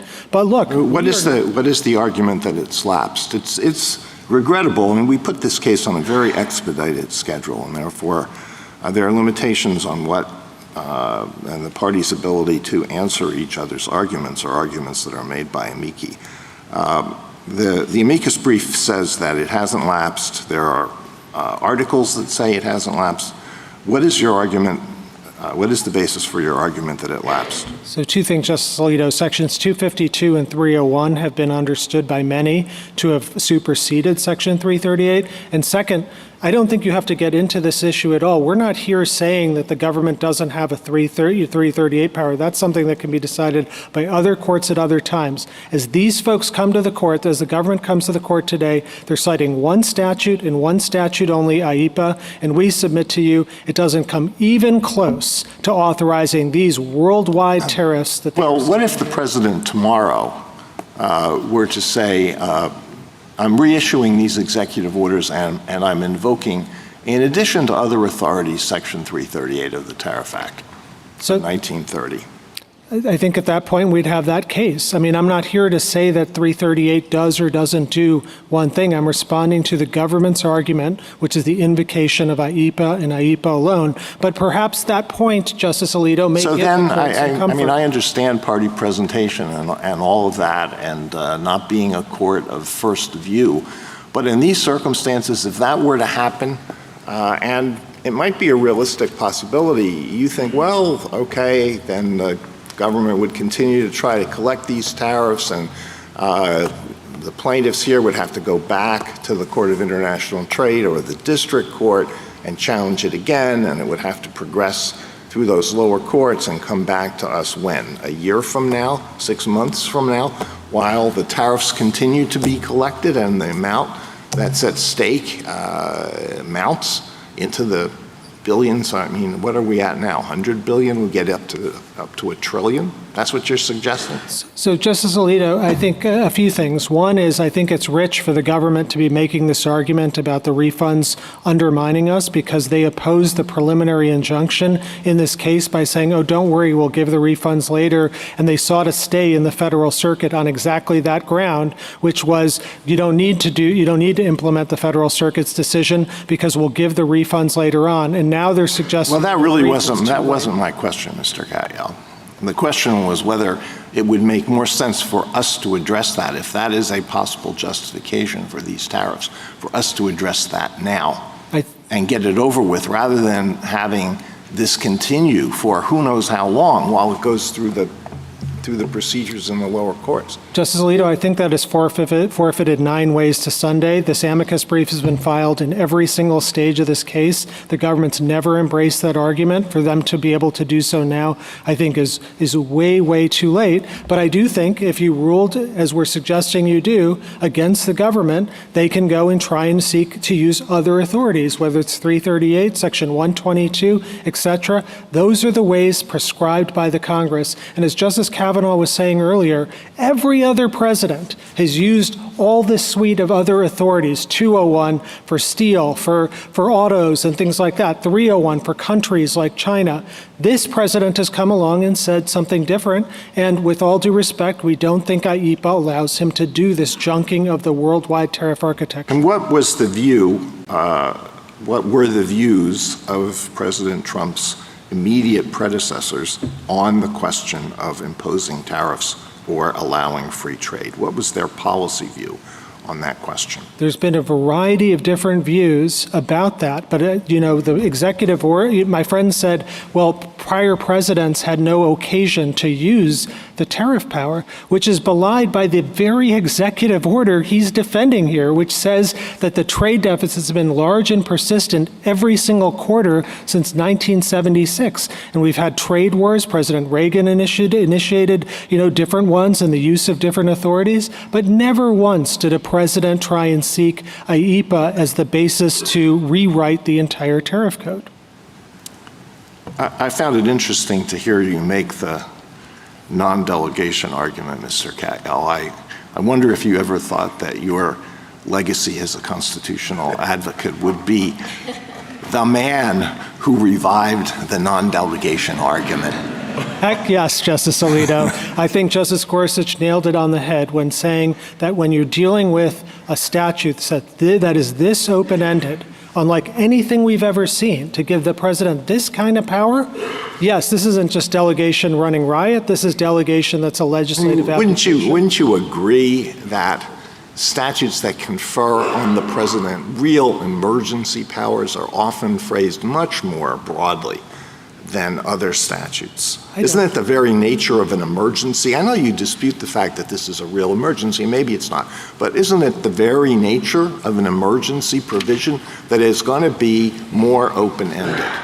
So, Justice Alito, we think it actually cuts the other way. As I was saying earlier, that's what Justice Jackson said. And, you already confronted that in Dames and Moore and said it's not that open-ended, even though it's an emergency. And by the way, other emergency statutes have very serious limits. Section 122 is literally about President Nixon's proclamation of an emergency. That's what it's about, and it's limited 15%, 150 days. And what about the authorization for the use of military force in 2001, which gave the president the power to use all appropriate force? Now, that's pretty open-ended. Would you apply the same non-delegation argument there that you do here? Of course not, because there you have shared powers between the president and Article 1 and Article 2 powers. That's what I was saying. Well, it gets into the question of whether it was delegated or not. What was the scope of the delegation? Absolutely, but there, it's military. There's a whole unique history behind that. But here you're talking about something that is exclusively committed to Congress in Article 1. And there, yes, when you have delegations, I would say, Justice Alito, even when you have delegations in some military cases, in emergency statutes, they have all sorts of limits. So 10 U.S.C. 2808 says that in a declaration of war or a national emergency, the president can, quote, undertake military construction necessary to support emergency use of the armed forces, but it has limits. Justice Sotomayor? I'm fascinated that the two instances where presidents have used their war powers to impose a tariff, Lincoln and Nixon, that Congress found it necessary to ratify their actions, and that the court in both those cases, the Intermediate Court of Appeals in Nixon and our own court, included that as part of their reasoning, as justifying the use of war power in that situation. So I'm a little concerned why the fact that this act, a domestic act on emergency, that uses a general word like regulate, should take on a war powers meaning when in every other situation, whenever Congress intended domestic taxation, it said tax and regulate. Oh, Justice Sotomayor, I wish I had an hour to talk about this with you, because this argument by the government advanced in their reply brief is wrong, every which way. I'm saying that's your sixth way of differentiating your CETA, correct? So that was a war powers case. So it's a war powers case. It's about conquered territory. It has nothing to do whatsoever with domestic tariffs. And absolutely, you're right in saying that the way that court, even in those cases, even at the height of the government's power, war powers, they said Congress had to ratify it. And that's what at page 96. And that hasn't happened here. And that has not happened here, not even close. Well, it might not with Congress closed, but they can't even think about it right now. I'm going to assume, and maybe he can shake his head yes or no, that Justice Kavanaugh will ask you to go to Algonquin, which you didn't answer, and he's shaking his head. So I'll let him do that part, okay? Excellent. Algonquin, Your Honor, is, under No, I'll let him do it. Oh, sorry. He can, that was his question, but I want to make sure you get to it. We'll hear from Justice Kagan first. I have one specific question, one more general question. The specific question is, does it matter in the way we think about IEPA, what Congress thought it was doing in IEPA, what IEPA in fact did, that at the time Congress thought it had available to it a legislative veto?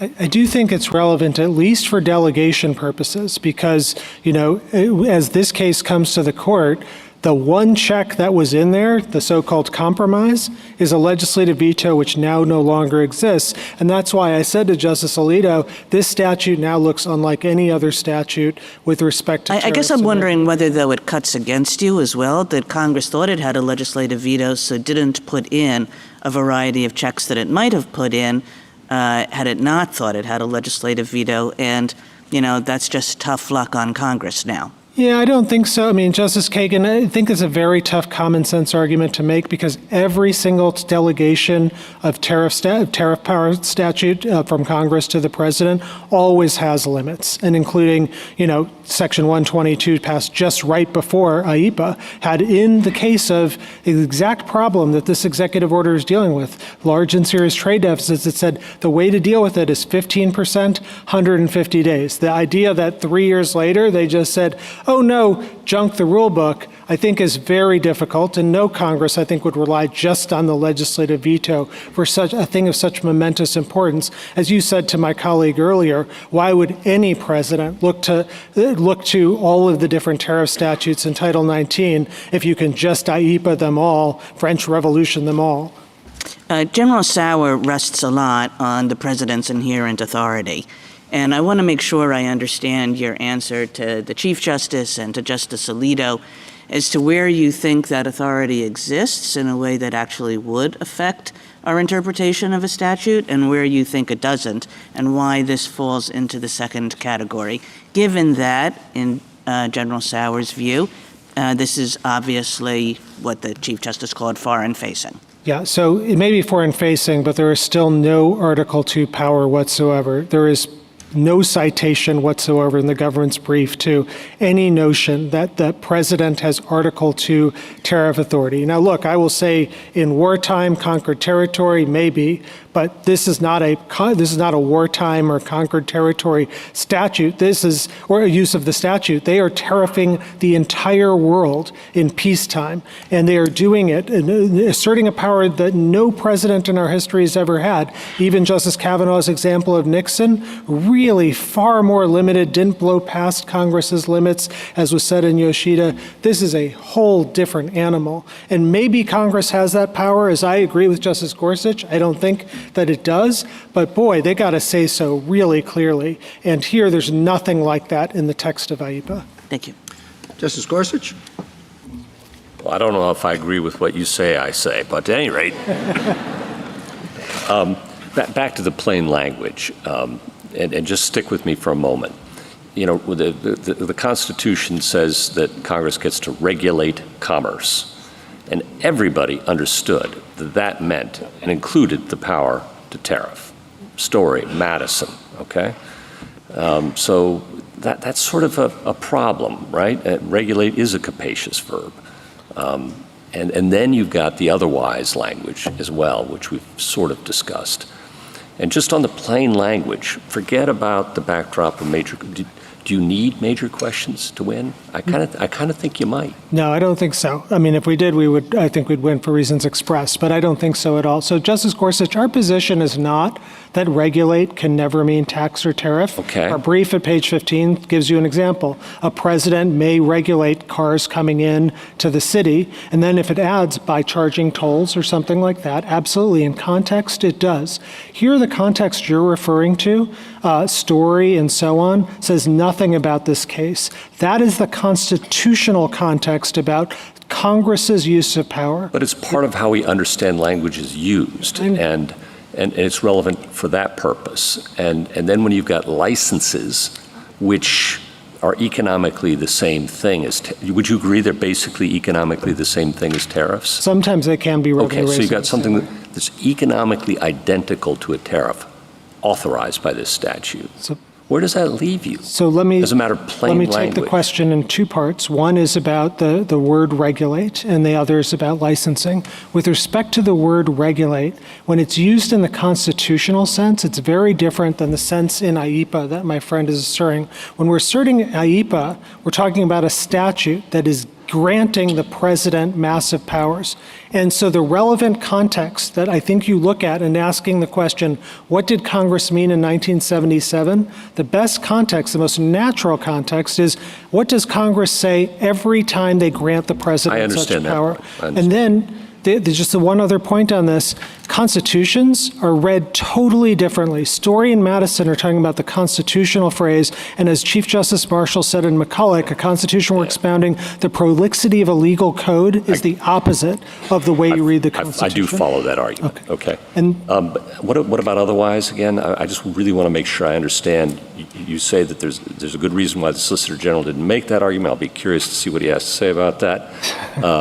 But you know, what's your best reasoning why the otherwise language doesn't? because capture it's this? only a mechanism to implement the 9 powers, and that licenses sometimes can be revenue raising and sometimes not. Yeah. And so So if licenses can be revenue raising, and you can do this otherwise through revenue raising things, why wouldn't that capture tariffs? So because I think, again, our point to you is that that there's two kinds of licenses come in two flavors. If an executive order is asserting a license fee to recoup the cost of government services or something like that, as I was saying to Justice Alito, that doesn't look different than the other verbs. That's not revenue raising. It doesn't implicate the founder's concern. It doesn't implicate the concerns you wrote about in Consumers Research about the fear of the government. Well, you're not answering my question, though, Mr. Kacha. I'm talking about just the plain text here. And you're moving to major questions or a non-delegate. That's the move you're making, which I think, fine, we can consider that. I'm just talking about on the text, okay? It says by means of licenses or otherwise. You've conceded that licenses are economically equivalent to tariffs. And the statute says by means of licenses or otherwise. Right. Regulate. It's only a means, and we looked at the history. Yeah, it's a means. Yeah. Why isn't tariffs a permissible means on the statute?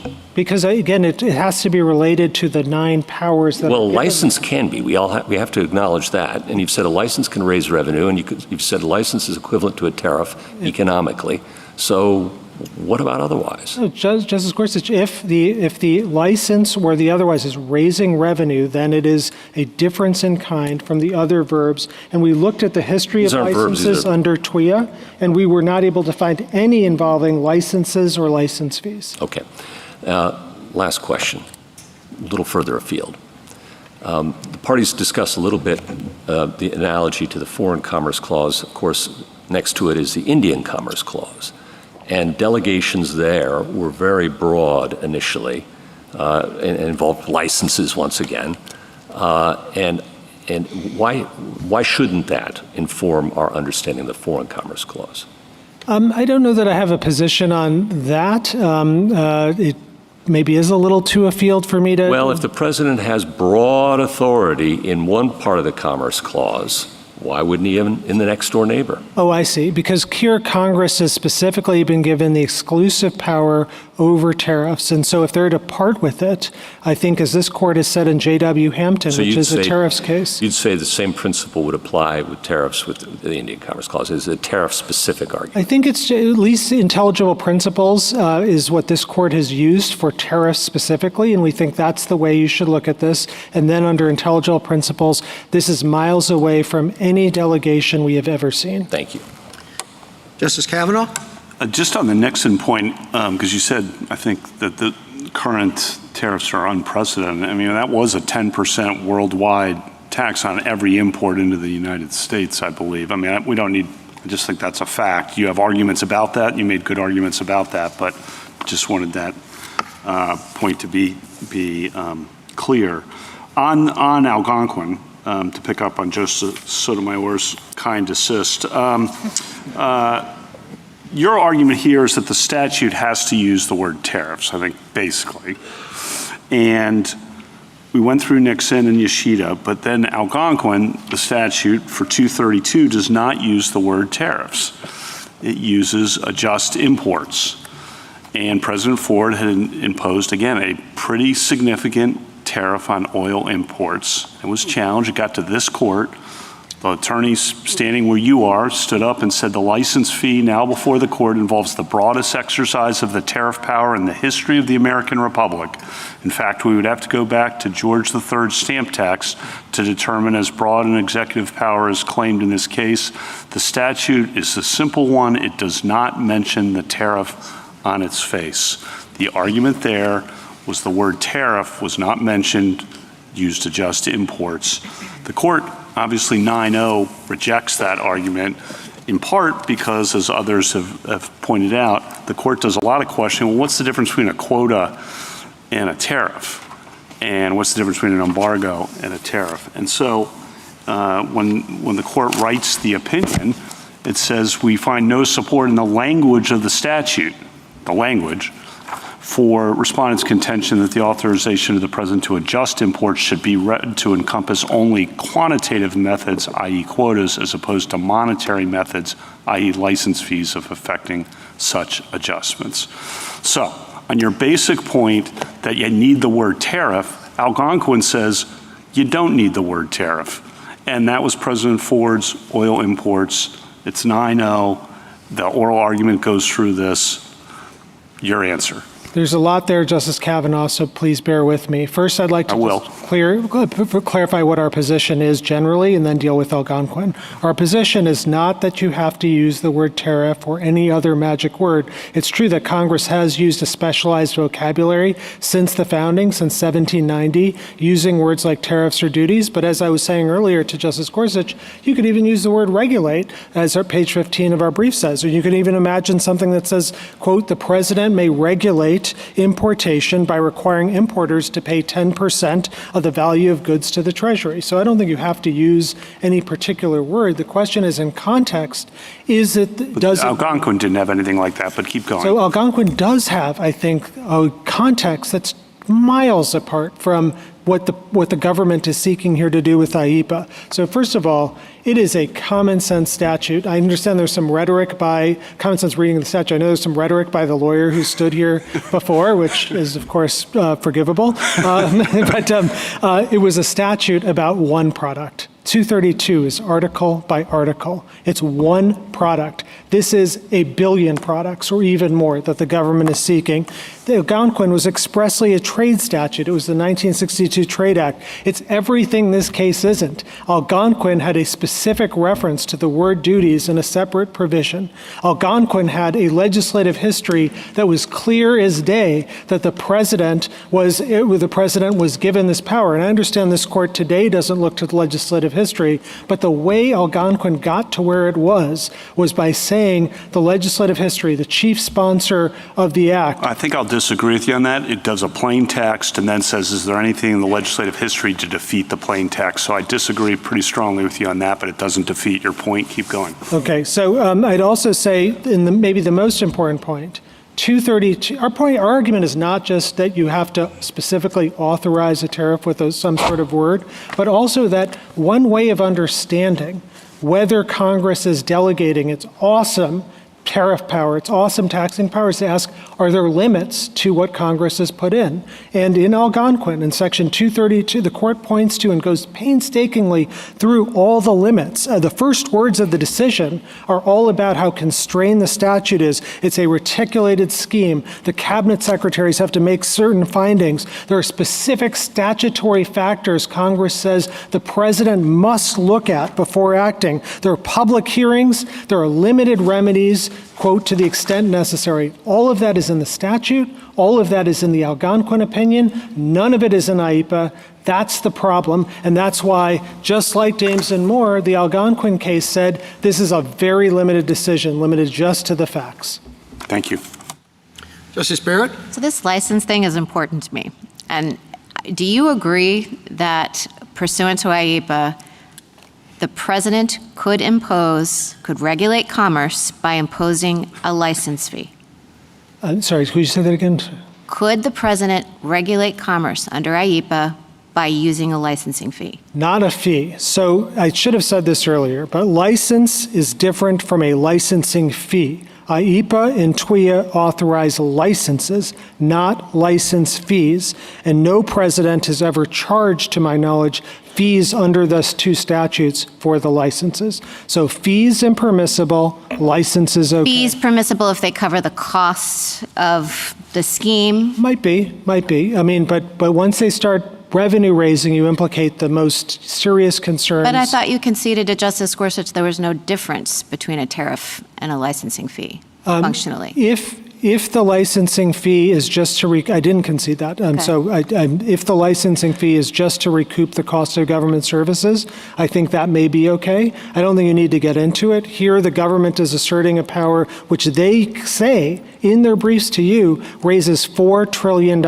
So you understand the statute to permit licensing in the sense of permission. Like, we will not allow you to trade with us. We will not allow your goods to be imported unless we license it. Absolutely. And Justice Barrett, I think like just the natural reading, if you're to look at the word licenses and think, wow, Congress smuggled this incredible power to do all of these different things that the government is doing here, 39% taxes on some countries and others, through the word license, that's Can you license exportation? I don't think so, for the reason that, Well, right now, I actually looked into this. I mean, I think you, maybe not licensing fees. Exactly. But could you license exportation, like saying we're not going to allow certain products that have national security implications to be exported? Yes. So licensing could be used in that sense, Correct. not as a revenue raising measure. Yes. Okay. So you went back and forth with Justice Gorsuch about the implications of the president's authority over foreign affairs and whether the major questions doctrine applies. You say that in IEPA, the president's war powers are not implicated, and that was part of the reason why you say that we should think of this differently than some of the historical examples where the commander-in-chief power, war powers, were implicated.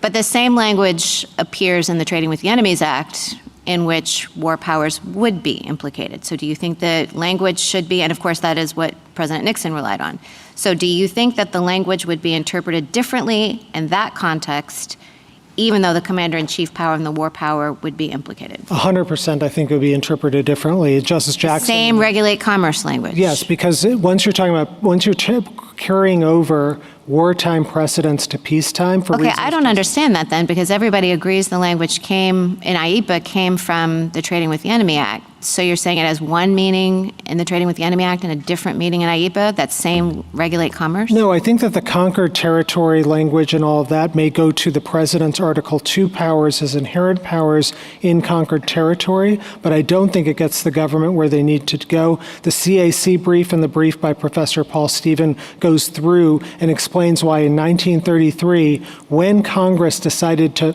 bring these concepts into peacetime, it severed the wartime roots. And there's an extensive legislative history. Okay, I understand that, but I thought that was about, maybe I'm just not tracking. I mean, I think there's been some discussion of whether the president would have inherent Article 2 authority in wartime to impose tariffs to this end. Is that what you're talking about? Are you actually talking about a statute that said regulate importation in wartime? Right. And you think it could have the tariff power conferred through that language in a war-making statute, but not in IEPA? No, I don't think it confers it in either place. I think the president, it's located, the president's power in conquered territories, not in the Trading with Enemies Act or anything like that. Okay, so it's but rather inherent constitutional Exactly. power coming from the law of war. Okay.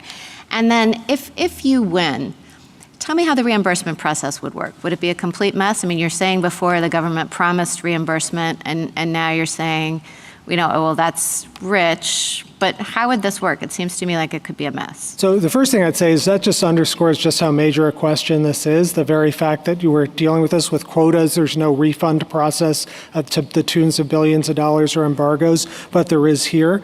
But for our case, the way it would work is, in this case, the government stipulated for the 5 plaintiffs that they would get the refunds. So for us, that's how it would work. Your question, I take it, is about everyone else. We don't have a class action or anything like that. With respect to everyone else, there's a whole specialized body of trade law, and it's in 19 U.S.C. 1514 outlines all these administrative procedures. It's a very complicated thing. There's got to be an administrative protest. There was a harbor management case earlier that this court was involved with in the United States Shoe, in which, the refund process took a long time. There were any number of claims and equitable relief. So a mess. So it's difficult, okay. Absolutely. We don't deny that it's difficult, but I think what this court has said in the McKesson case in 1990 is that serious economic dislocation isn't a reason to do something. Northern Pipeline, you guys stayed your decision for a while in order to let the congressional process unfold. There may be a congressional process here as well.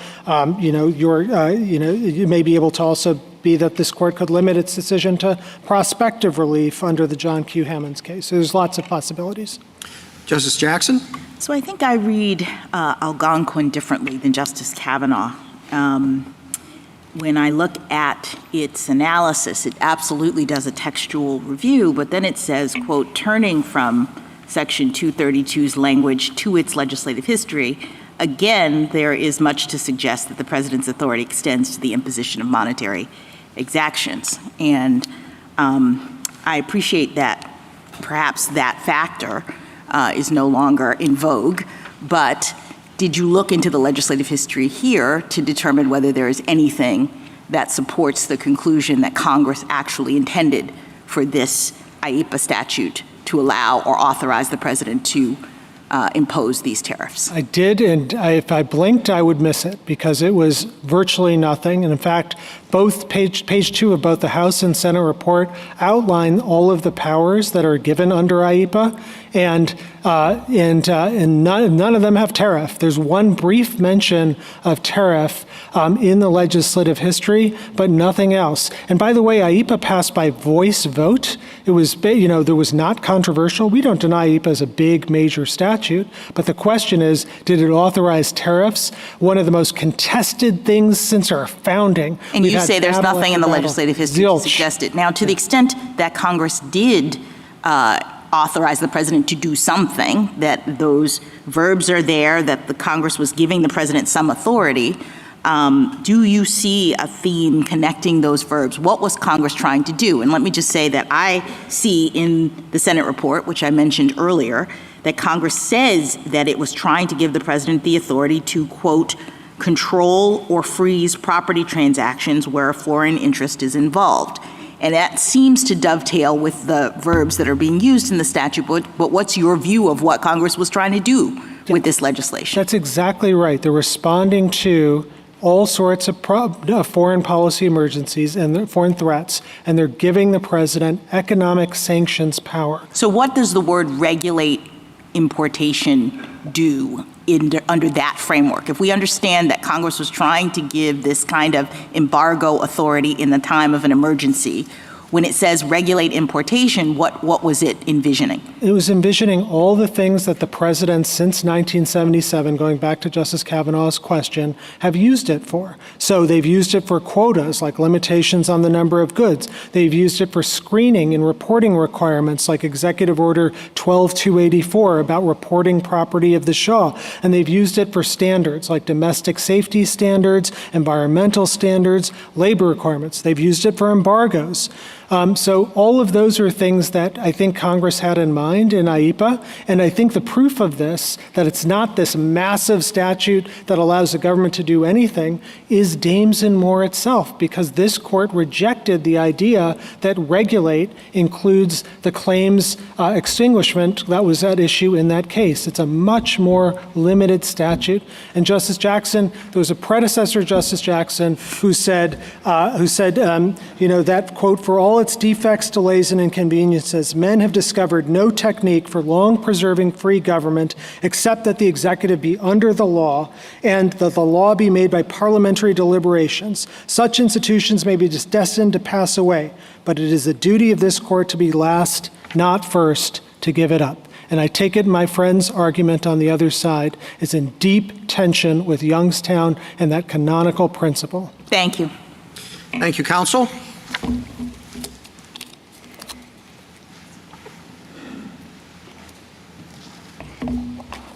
Mr. Gutman. Mr. Chief Justice, and may it please the court. I'd like to begin by picking up with the exchanges with Justice Barrett and Justice Gorsuch about licenses and license fees, because I think we ended on the right note, but I just wanted to make sure that at least my client's position is clear on this. Licenses are different from license fees.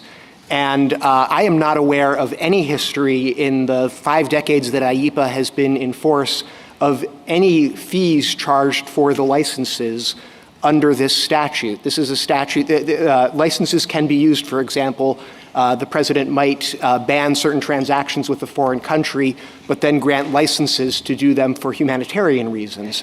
But as far as I'm aware, there's never been a fee charged for that. And I do welcome the court's questions. But I think I just want to make absolutely clear. I think the question is, what does or otherwise do? Well, or otherwise could be of things like instructions or licenses. But again, it's fundamentally having something that is a revenue-raising measure or even that is just an exaction of some sort is fundamentally, categorically different from what we understand instructions and licenses to be involved, just like we think regulate doesn't carry the financial connotation given the other verbs there.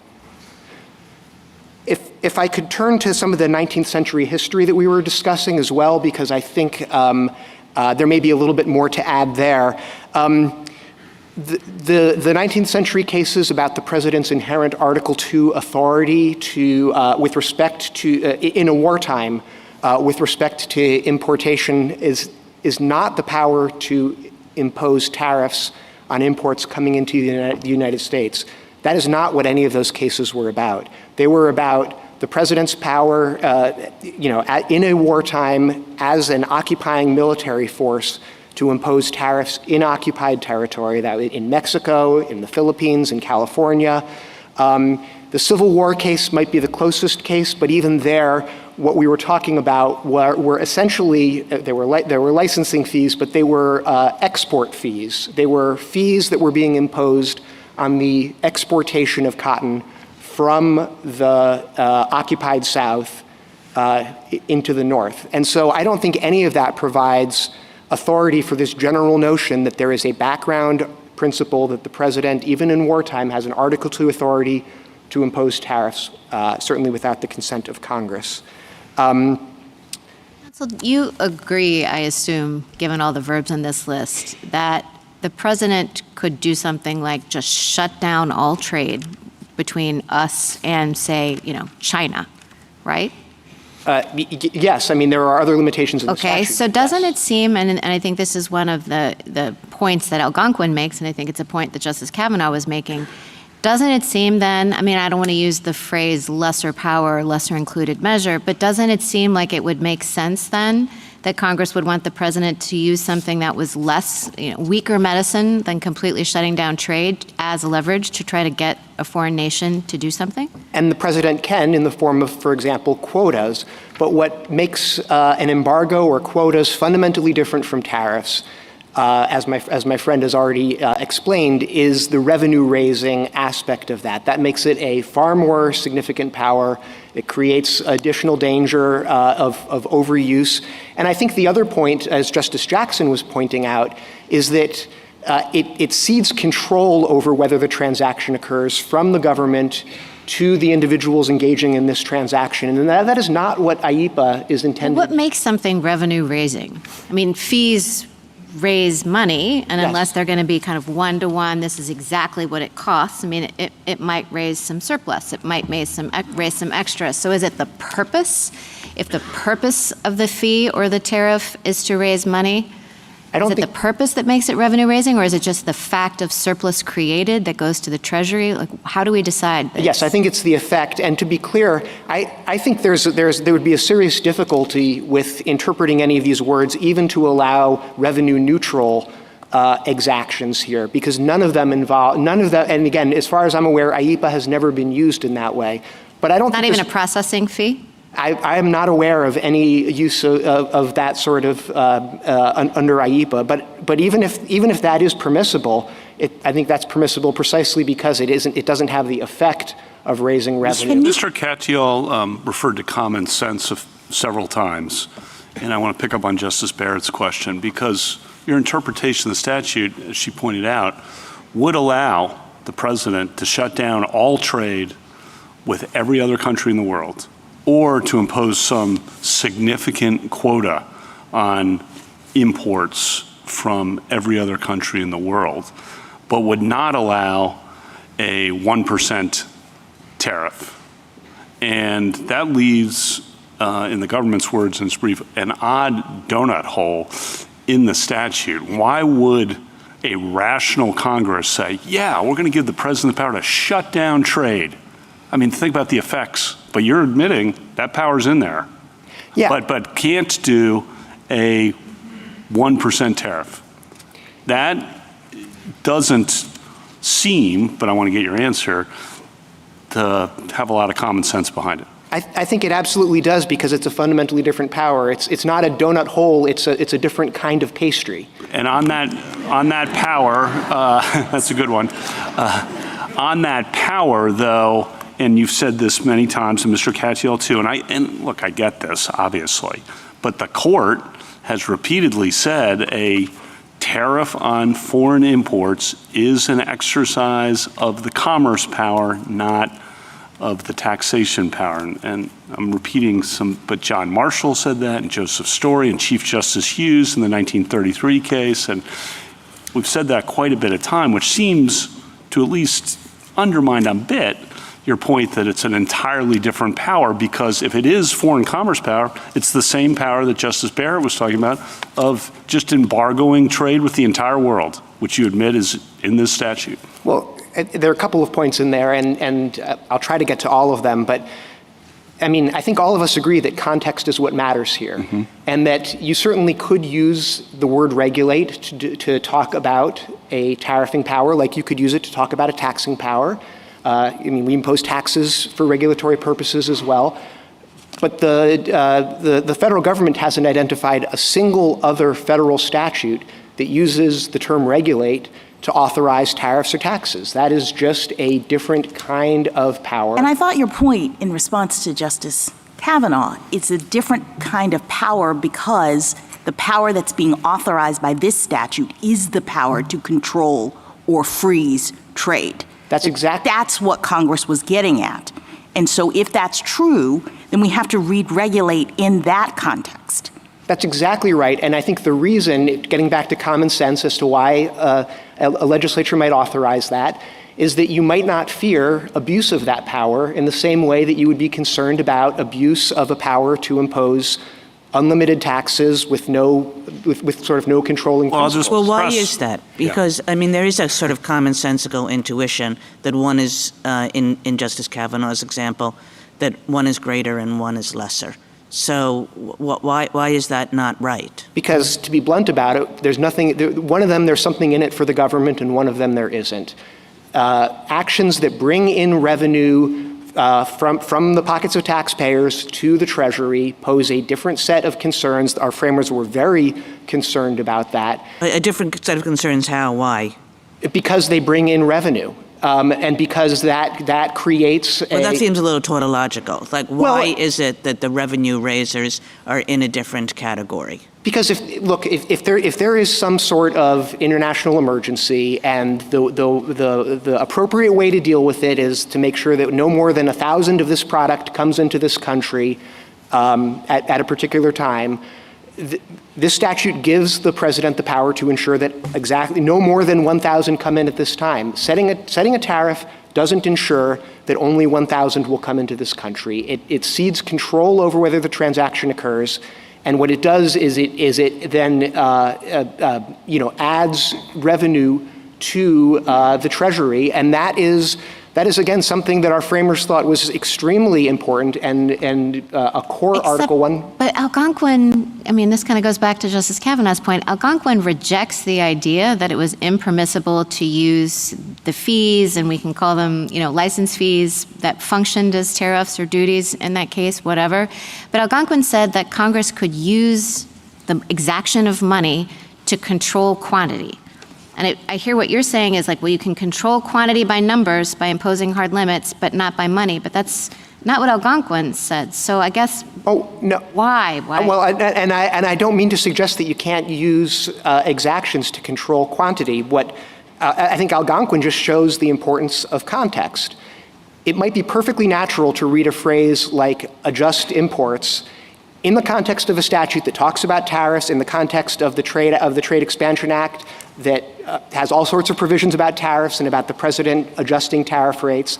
It might be perfectly natural in that context to read a phrase like adjust the imports to be referring to changing tariff rates. It's just as unnatural to read a phrase like regulate importation to discuss that when the statute has nothing to do with tariffs and doesn't otherwise mention tariffs at all. And do you think imposing tariffs is do you think that just blocking all trade is a bigger deal than imposing a 1% tariff across the board? I think it would be a huge deal. It is just a different kind of deal. Algonquin was not a constitutional case, right? Correct. It was a statutory interpretation case. Correct. And so the question there was simply, was Congress actually trying to give, or did Congress in that statute give the president the authority to impose these kinds of exactions? And the court looked at the text, and it looked at the legislative history in which there was a number of clues that Congress had actually intended to do that. Yes, right? yes, and it looked not just at the text of those specific words, but also the context of what else was in the statute and the fact that some of the factors that the president was supposed to be considering. Keep going. And it would make perfect sense, I think, in a time of emergency for many of the reasons that General Sauer pointed out, that Congress would want the president to have the kind of authority that is imposed when you are embargoing things, when you are stopping the trade, when you are saying, for emergency reasons, we're not letting any of this product come in. I mean, sure, that's a big deal, but the nature of it makes sense in terms of an emergency. I think what you're saying is that the idea that the government would use its authority to be raising revenues in this situation is a different kind of power. Exactly. This is a statute about giving the president control over assets, over transactions, over access to banking. And tariffs don't do that. You said something about exactly tariffs in fact cede control over right. those sorts of things. So they sort of undermine the goals and the purposes of this kind of statute. Is that right? Yes, that's exactly right. From what you've said, go ahead. From what you've said, it seems, and you said this, that the reason for drawing a distinction between tariffs and an embargo is the suspicion that tariffs will be used to raise money and therefore to circumvent Congress's power to control taxes. So it's a question of the risk that's involved. Am I right? Yes. That's what it boils down to. Yes, well, and it's a question of understanding what Congress would have thought, what powers Congress would have thought it was conferring. Would Congress have understood the phrase regulated? Well, I mean, the question is, why would Congress say you can impose a quota, you can impose a ban, but you can't impose a tariff? And your answer, I gather, is because when a tariff is imposed, we're suspect about what's going on. We're suspicious about what's going on. We think that what the government is trying, what the executive is trying to do is to raise revenue, and that's our business, right? That's what it has to be. Yes, and we know that every other time that Congress has authorized the president. That's it. You're getting into a different argument. Then would you say the same thing if the measure is really about an emergency, an undisputed emergency and a really dire emergency? Yes. Would you have the same suspicion? Yeah, yes, absolutely. And again, I'll refer back to Justice Jackson's concurrence in Youngstown that emergency powers tend to breed emergencies. Look, Biden versus Nebraska, I think, says very clearly. I really don't think you're answering the question. The question is, would you have the same suspicion when it is perfectly apparent from context that what the president is trying to do is to achieve a goal other than the raising of money? I think what I'm trying to say is that you have to read the statute the way that Congress would have understood it when it was enacted, not how it is used in any particular case. It may be used for very good reasons in a particular case, but the question is, would Congress have understood itself to be ceding this power with no limits, unlike every other tariffing statute with no limits? I know that point. Let me ask you an unrelated question. Mr. Katyal listed some of the things that presidents have done under IEPA, such as screening imports.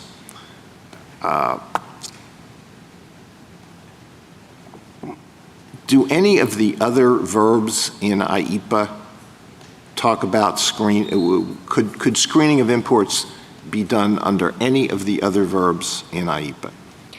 I think maybe, but it would have been... Which one? Prevent. And so I think the question would be... Screening is preventing? Well, I think it depends what you're screening for, but if you were... okay, how about imposing domestic requirements that are needed to safeguard domestic safety? Any other provision besides regulate? Any other verb besides regulate that would... Well, again, I think if we're talking about potentially blocking some property from coming into this country because of safety concern, it might be that prevent would have gotten you there. What I think regulate does is it clarifies and amplifies that you don't just, it can be nuanced in that way. It can say, we will let this come in if it has certain safety requirements, if certain features have been disabled, something like that. And I think regulate harmonizes with prevent, investigate during the pendency, block during the pendency of an investigation, those sorts of verbs. On the context point, the context of this statute, what Congress would have understood, it's an emergency statute. And presumably Congress wants to give the president tools to respond to the emergency in an appropriate way. And it seems odd to imagine a meeting in the Oval Office where the president's told, well, we have a problem with, I won't name a country, but country X, and you can stop all trade with that country. I mean, I'm not sure that's a, wise policy to give that much, but it's there, right? You agree it's in this statute. But, and the president says, well, that's too extreme. I want to calibrate my response to deal with this, and maybe a tariff of some kind. Like, oh, you can't do that. So you're forcing the president to respond to an emergency. And, Justice Alito's raised the point about, a real emergency. And you're taking away the president's suite of tools when the one is much more extreme that is authorized. That just seems a bit unusual. Think about India right now, the tariff on India, right? That's designed to help settle the Russia-Ukraine war, as I understand it. Don't pretend to be an expert. But if that's gone, that's a tool that's designed, talk about foreign facing, the most serious crisis in the world. And that's out the window. So I just think it's just contextually emergency. It's just a bit unusual to read it that way. But I take your response. Taxation's different, and you got to stick with that line.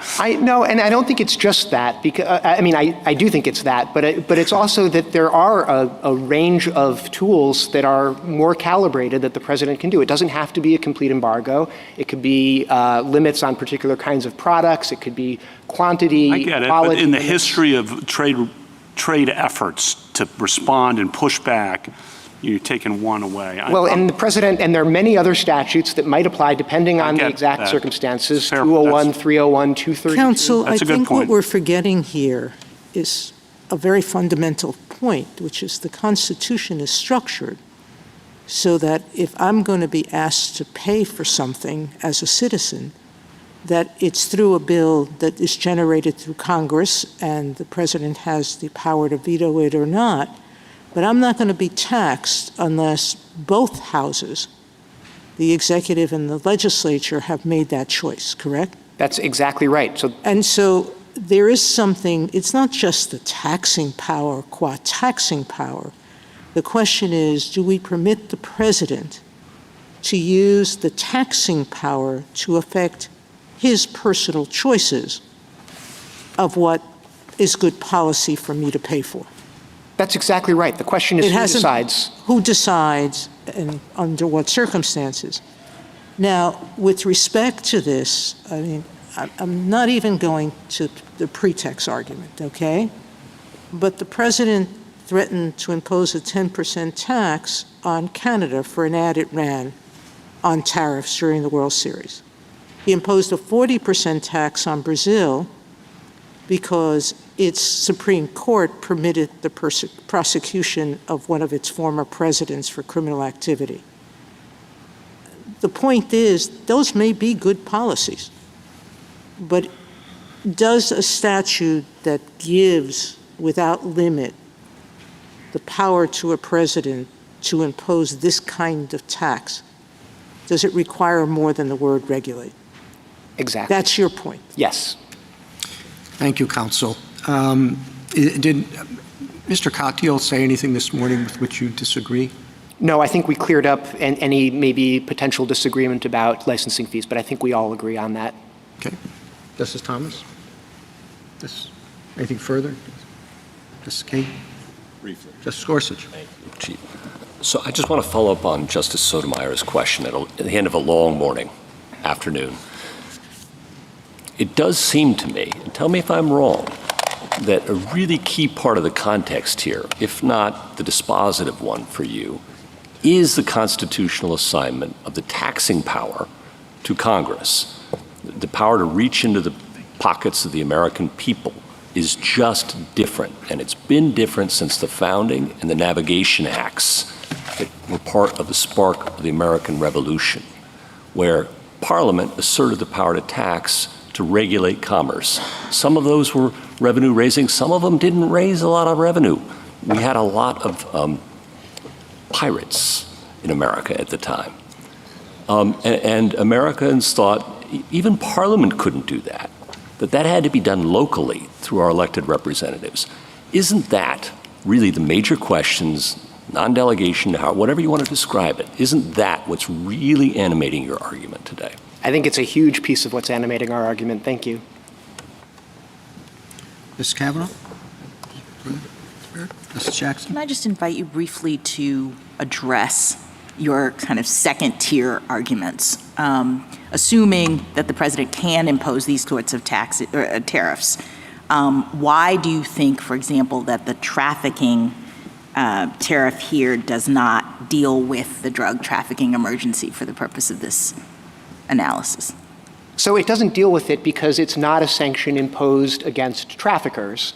It is, if you think of it as a sanction, it is a sanction imposed against people importing lawful goods in the hope. Doesn't that that happens all the time, right? I mean, all the other authorities indirectly provide leverage on countries in this way. I don't think so. I think that they are, the history of IEPA and even of TWIA is imposing sanctions directly on the wrongdoers. These are statutes about providing sanction authority against international actors whose behavior we want to change, and that's not what tariffs do. All right. Thank you.